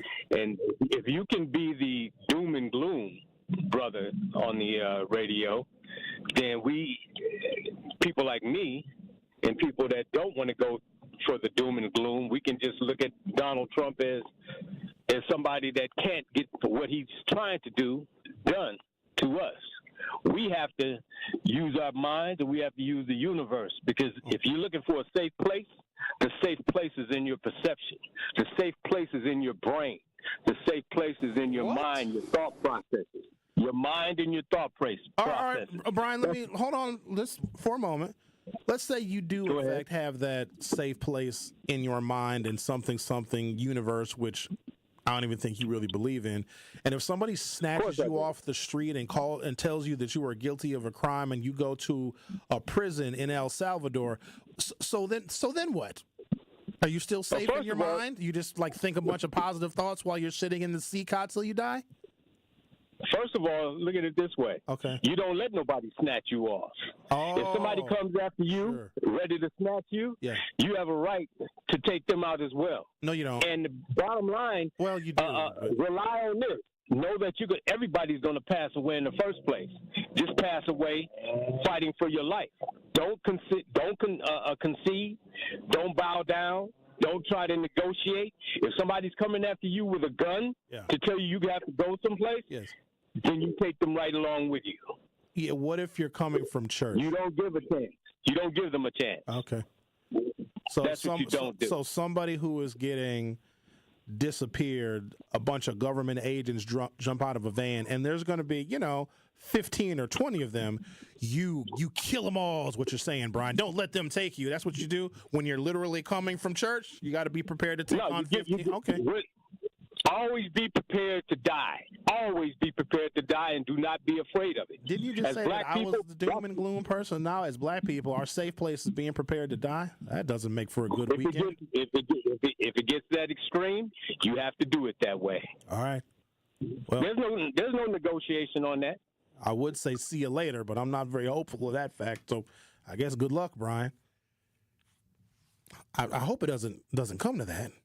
But I think all things considered, if they were like, hey, Sherwin, we can do this the easy way or the hard way. The president doesn't like media that challenges him or does not support his policies and his narrative. We're going to snatch you up and you're going to El Salvador. If they said that to me, they've got me surrounded. Let's say I'm leaving the 3rd Street Market Hall, because that's where they'd come. They'd be standing out front of that door that we walk out of right there. If we walk out this door, I got to stop walking out that door because I've been caught off guard many a times. They say, Sherwin, we can do this the easy way or the hard way. I'll be like, we're going to have to do it the hard way, I guess. Because I don't know. They're like, Sherwin, you going to El Salvador and you ain't never getting out. I said, I don't know if I can go for that now. I couldn't just let them take your boy. You know what I'm saying? Now, I don't want to have a shootout here in the 3rd Street Market Hall, mostly because I'm unarmed. But you ain't taking me to El Salvador. I wouldn't like the fact that I couldn't, check my Facebook. I'd be like, oh, this sucks here. Food is awful. I'm walking around shirtless, wearing boxer shorts with a bunch of men. Have you seen pictures from CCOT? They make they push your head down. They do that because it's a form of dominance over the prisoners. And also you're disoriented and you don't get the layout of the prison. So there's no possible way for you to escape. If you're only looking at the floor and looking at your feet, you can't get a lay of the prison that you're in, and you can't get an understanding of where vulnerabilities might be in the security at the prison. Like, they got it down bad. It's bad.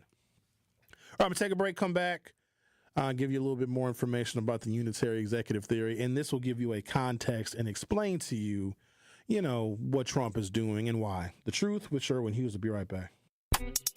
The Truth with Sherwin Hughes returns after this on 1017 The Truth, The Truth app, and 1017thetruth.com. Hi, Drew and Jonathan Scott here, reminding you that a lot of life's firsts are better with help from American Family Insurance. Like your first home expansion or your first big lightning strike. There's a first for everything. Get the right home policy at the right price with the right help from American Family's agents. Life's better when you're under American Family's roof. Insure carefully, dream fearlessly. Get a quote and find an agent at amfam.com. Products not available in every state. American Family Mutual Insurance Company SI and its operating company, 6000 American Parkway, Madison, Wisconsin. At U.S. Bank, when they say they're in it with you, they mean it. Not just for the good stuff, the grand openings and celebrations, although those are pretty great, but for all the hard work it took to get there, the fine-tuning of goals, the managing of cash and workflows, and decision-making. They're in to help you through all of it, because together they're proving day in and day out that there is nothing as powerful as the power of us.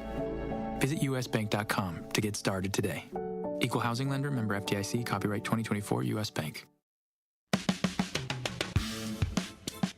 It's time for Truth Takes, a thought-provoking commentary on the award-winning 1017 The Truth. Here is Sherwin Hughes with his truth. Most people don't know that a county executive is a higher elected position than a mayor. Most people don't know what a state assembly representative does, a state senator, nor their function in overall state government. Most people, in fact, don't know what a school board representative actually does. Ask a person who their county board supervisor is, and they'll likely shrug their shoulders. Also, Most people don't vote. We're in for a world of hurt. If we don't know the functions of our government at the very basic level, then we are not nearly equipped for what is going to happen to this nation for the next 4 years. All they had to do was tell unsophisticated folks gas prices are too high, inflation is too high, bacon and eggs cost too much. It's this guy's fault. It's this party's fault. Vote for us. Don't think about the criminal prosecutions. Don't think about all the malfeasance. Don't think about all of the misconduct and the corruption. We're going to make your bacon cheaper. We're going to make your eggs cheaper. We're also going to gut the FBI. We're also going to gut anything related to diversity, equity, and inclusion. We're going to shred this nation from the top to the bottom, all in favor of a handful of folks. How about this? Let's tell people that immigrants are actually the problem. And then Vivek Ramaswamy and Elon Musk will bring in the most highly trained immigrants this nation has ever seen. Why? Because Americans are none the wiser. Don't believe me? Look at public school children's performance, not just in Milwaukee, not just in Wisconsin, but nationwide. Get ready for a long ride, ladies and gentlemen. A very long ride. This has been Truth Takes on the award-winning 1017 The Truth. Listen to The Truth with Sherwin Hughes weekdays from 9 a.m. to 12 p.m. You are listening to The Truth with Sherwin Hughes on 1017 The Truth, The Truth app, and 1017thetruth.com.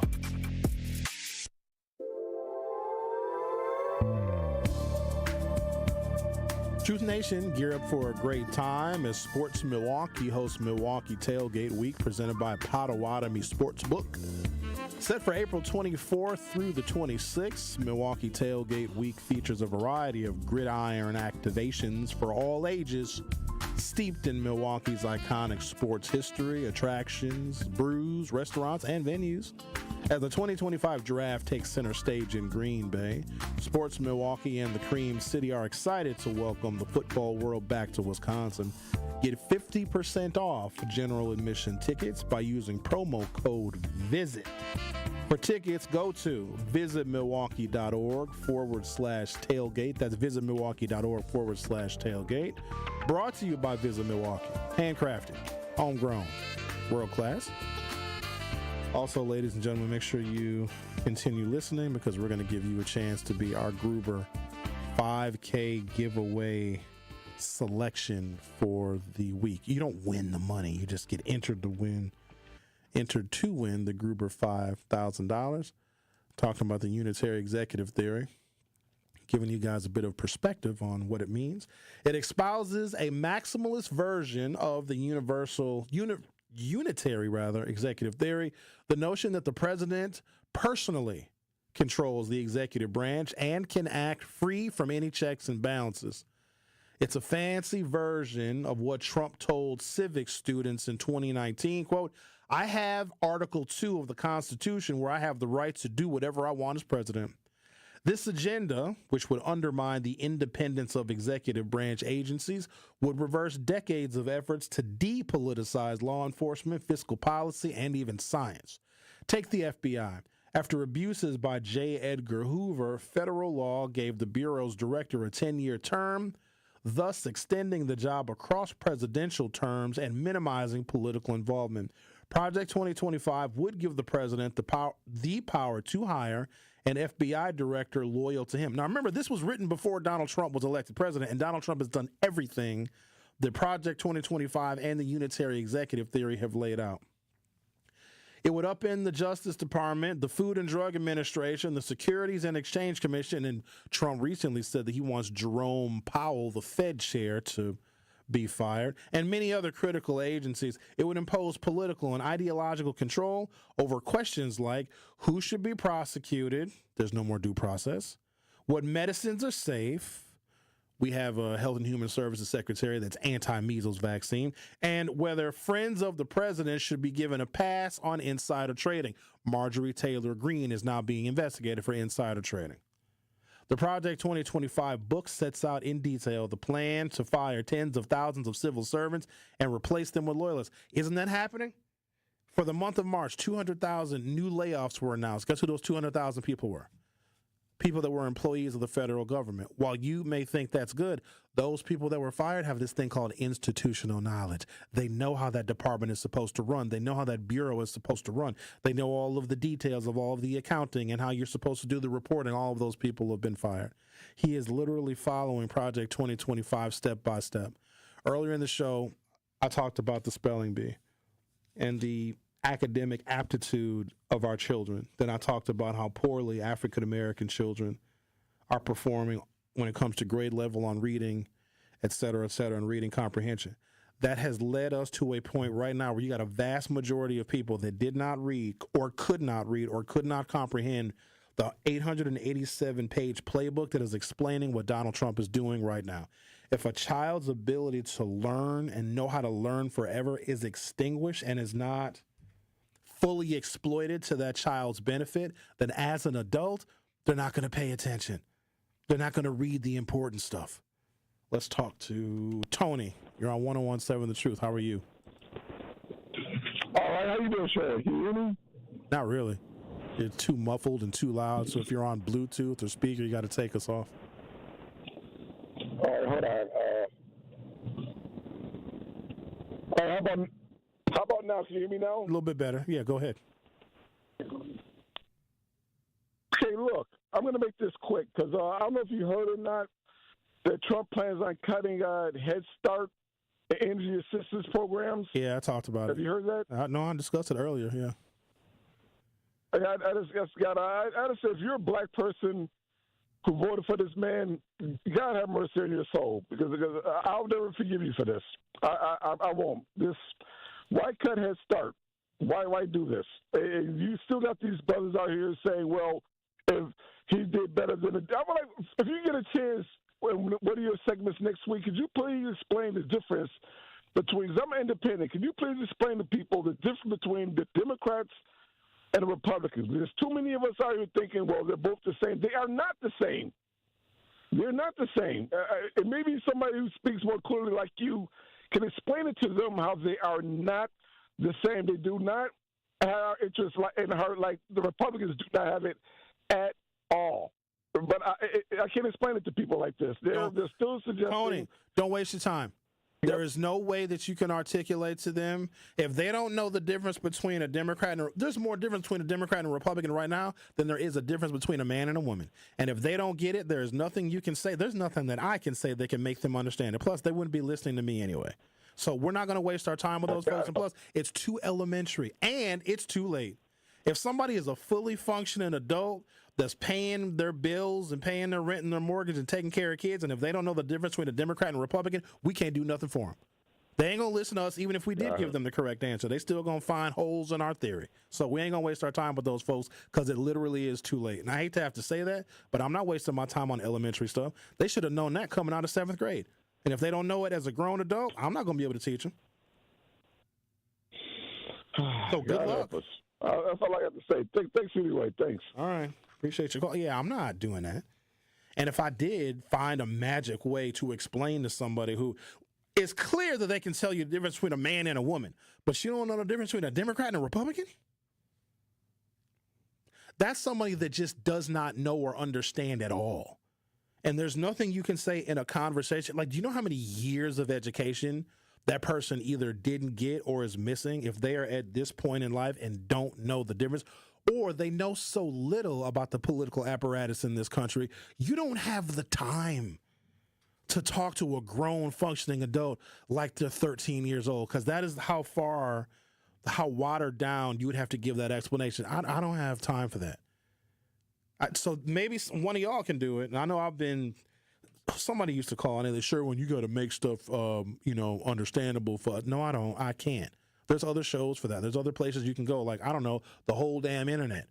ChatGPT. Spend a weekend with ChatGPT. Speaking of ChatGPT, I asked ChatGPT to combine my face with that of Martin Lawrence, and it did a perfect job of combining my face with Martin Lawrence. Rick, we're gonna do the Gruber giveaway. So that means you got to play the David Gruber's voice. One call, that's all. Now's your chance to be our one call, that's all Gruber 5K giveaway entry for the day. Yes. You can be entered to win $5,000 courtesy of Gruber Law Offices. We'll take call number 8 right now at 833-212-1017, 833-212-1017. You'll be entered to win the $5,000 giveaway with the award-winning 1017 The Truth and Gruber Law Offices. Again, that's call number 8 at 833-212-1017. Remember, if you or a loved one has been injured in an accident, contact Gruber Law Offices today. Visit them at gruber-law.com. And for official contest rules, visit 1017thetruth.com. Caller number 8 gets entered to win $5,000. And The Truth with Sherwin Hughes. Will be right back. The Truth with Sherwin Hughes returns after this on 1017 The Truth app, and 1017thetruth.com. It's Dr. Ken Harris, and you can watch me now live on YouTube every weekday from 4 to 6 p.m., and you can watch the best radio show in Wisconsin by going to 1017 The Truth on YouTube. Watch me explore the issues which are shaping our community while also having fun discussions, pop culture, current events, all kind of stuff going on right here on YouTube right now by subscribing to 1017 The Truth. Milwaukee Black Talk is now streaming live on YouTube. I walk on the shoulders of giants who have come before me. I am ASAP and Maya Angelou. I am Marva Collins and Frederick Douglass. From A to Z, I celebrate, emulate, and commemorate their example. This is part of the Declaration of Excellence Milwaukee College Prep scholars recite not just during Black History Month, but each and every morning. Because our students don't just honor history, they're determined to shape it. Enroll your scholar for the 2025-26 school year at MilwaukeeCollegePrep.com. Ready to buy your first house, move into your forever home, or simply refinance? At Associated Bank, they've got you. With the right lending plan and guidance, you can achieve your dreams. Your financial goals are closer than you think, and Associated Bank is excited to help you reach them. Learn more at associatedbank.com/lending or ask a banker for details. Subject to credit approval, member FDIC, equal housing lender. Attention small business owners. In-person registration for the City of Milwaukee Vendor Fair scheduled for April 24th from 8 a.m. to 2 p.m. is now closed. If you missed registration, a recording of the event will be made available online after the vendor fair. For more details, you can visit milwaukee.gov/DOA event. That is milwaukee.gov/DOA event. This event is a gateway to expand your business through workshops, networking, and direct access to knowledgeable city staff regarding contracting and small business enterprise certification. Interested in expanding your small business via government contracting but can't make the event? Email devcord@milwaukee.gov to learn how small business enterprise certification with the City of Milwaukee can take your business to the next level. Sponsored by City of Milwaukee, Department of Administration, City of Milwaukee Purchasing Department, and City of Milwaukee Department of City Development. For more information, you can visit milwaukee.gov/DOA events. You are listening to The Truth with Sherwin Hughes on 1017 The Truth app, and 1017thetruth.com.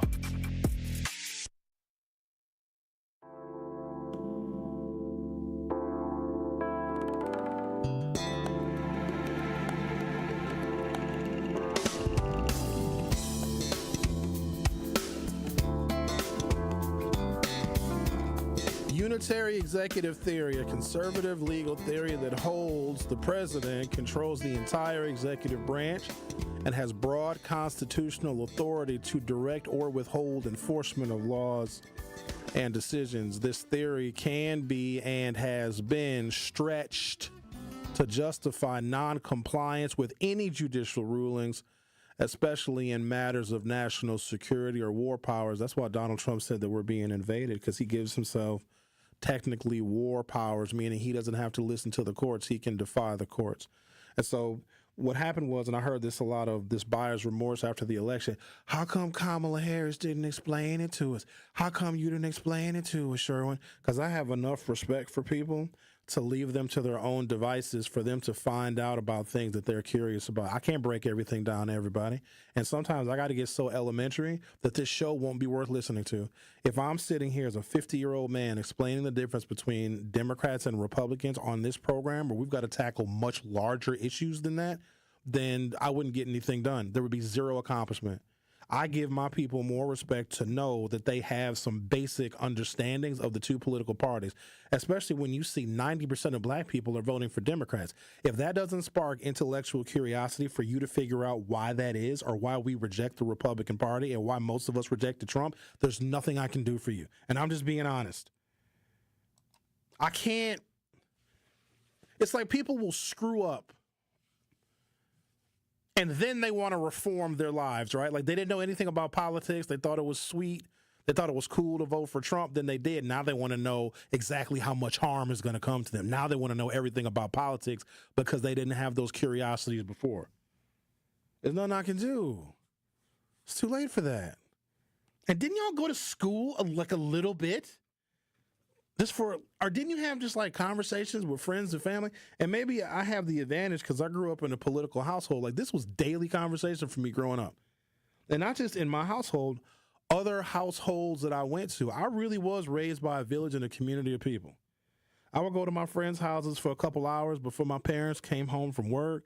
If my parents worked a shift, kids had babysitters that lived in the neighborhood when I was much younger. I would listen to them have their conversations. Like I was surrounded by all this stuff. All right. This will be great. Hi. Professor Hughes. Hey. I think I just won $5K giveaway. No, you didn't. You got entered to win. You didn't win it yet. Well, that's what your producer, Rick, that's what he was saying, I guess. But can I say something too? Sure. You've been very, very, very careful in making sure that you're not prescribing what people should do given the current circumstance. And I was wondering if people shouldn't, but in fact feel obliged to put their bodies on the line and get out when there's a protest and just be a body among other bodies, and that is a message. Sure, you could, but I don't want people to think that that's going to result in immediate change. I'm always for people going on and protesting. So sure, if there's a protest, go put on your comfortable shoes and make a sign.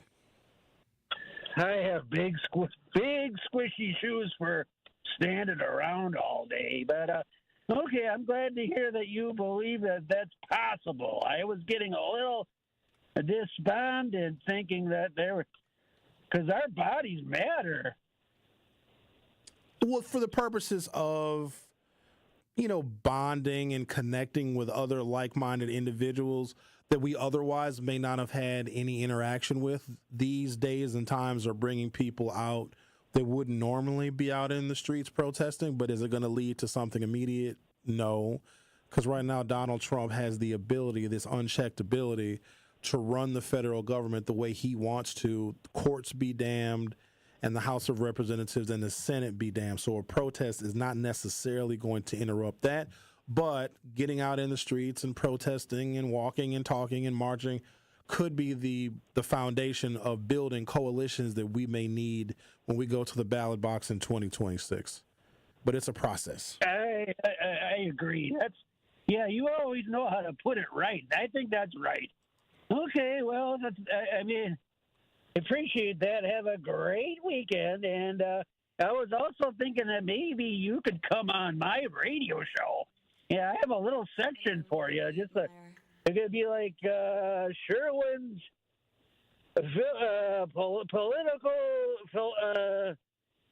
Sherwin's political something. It just what do you think? No. Yeah, probably not.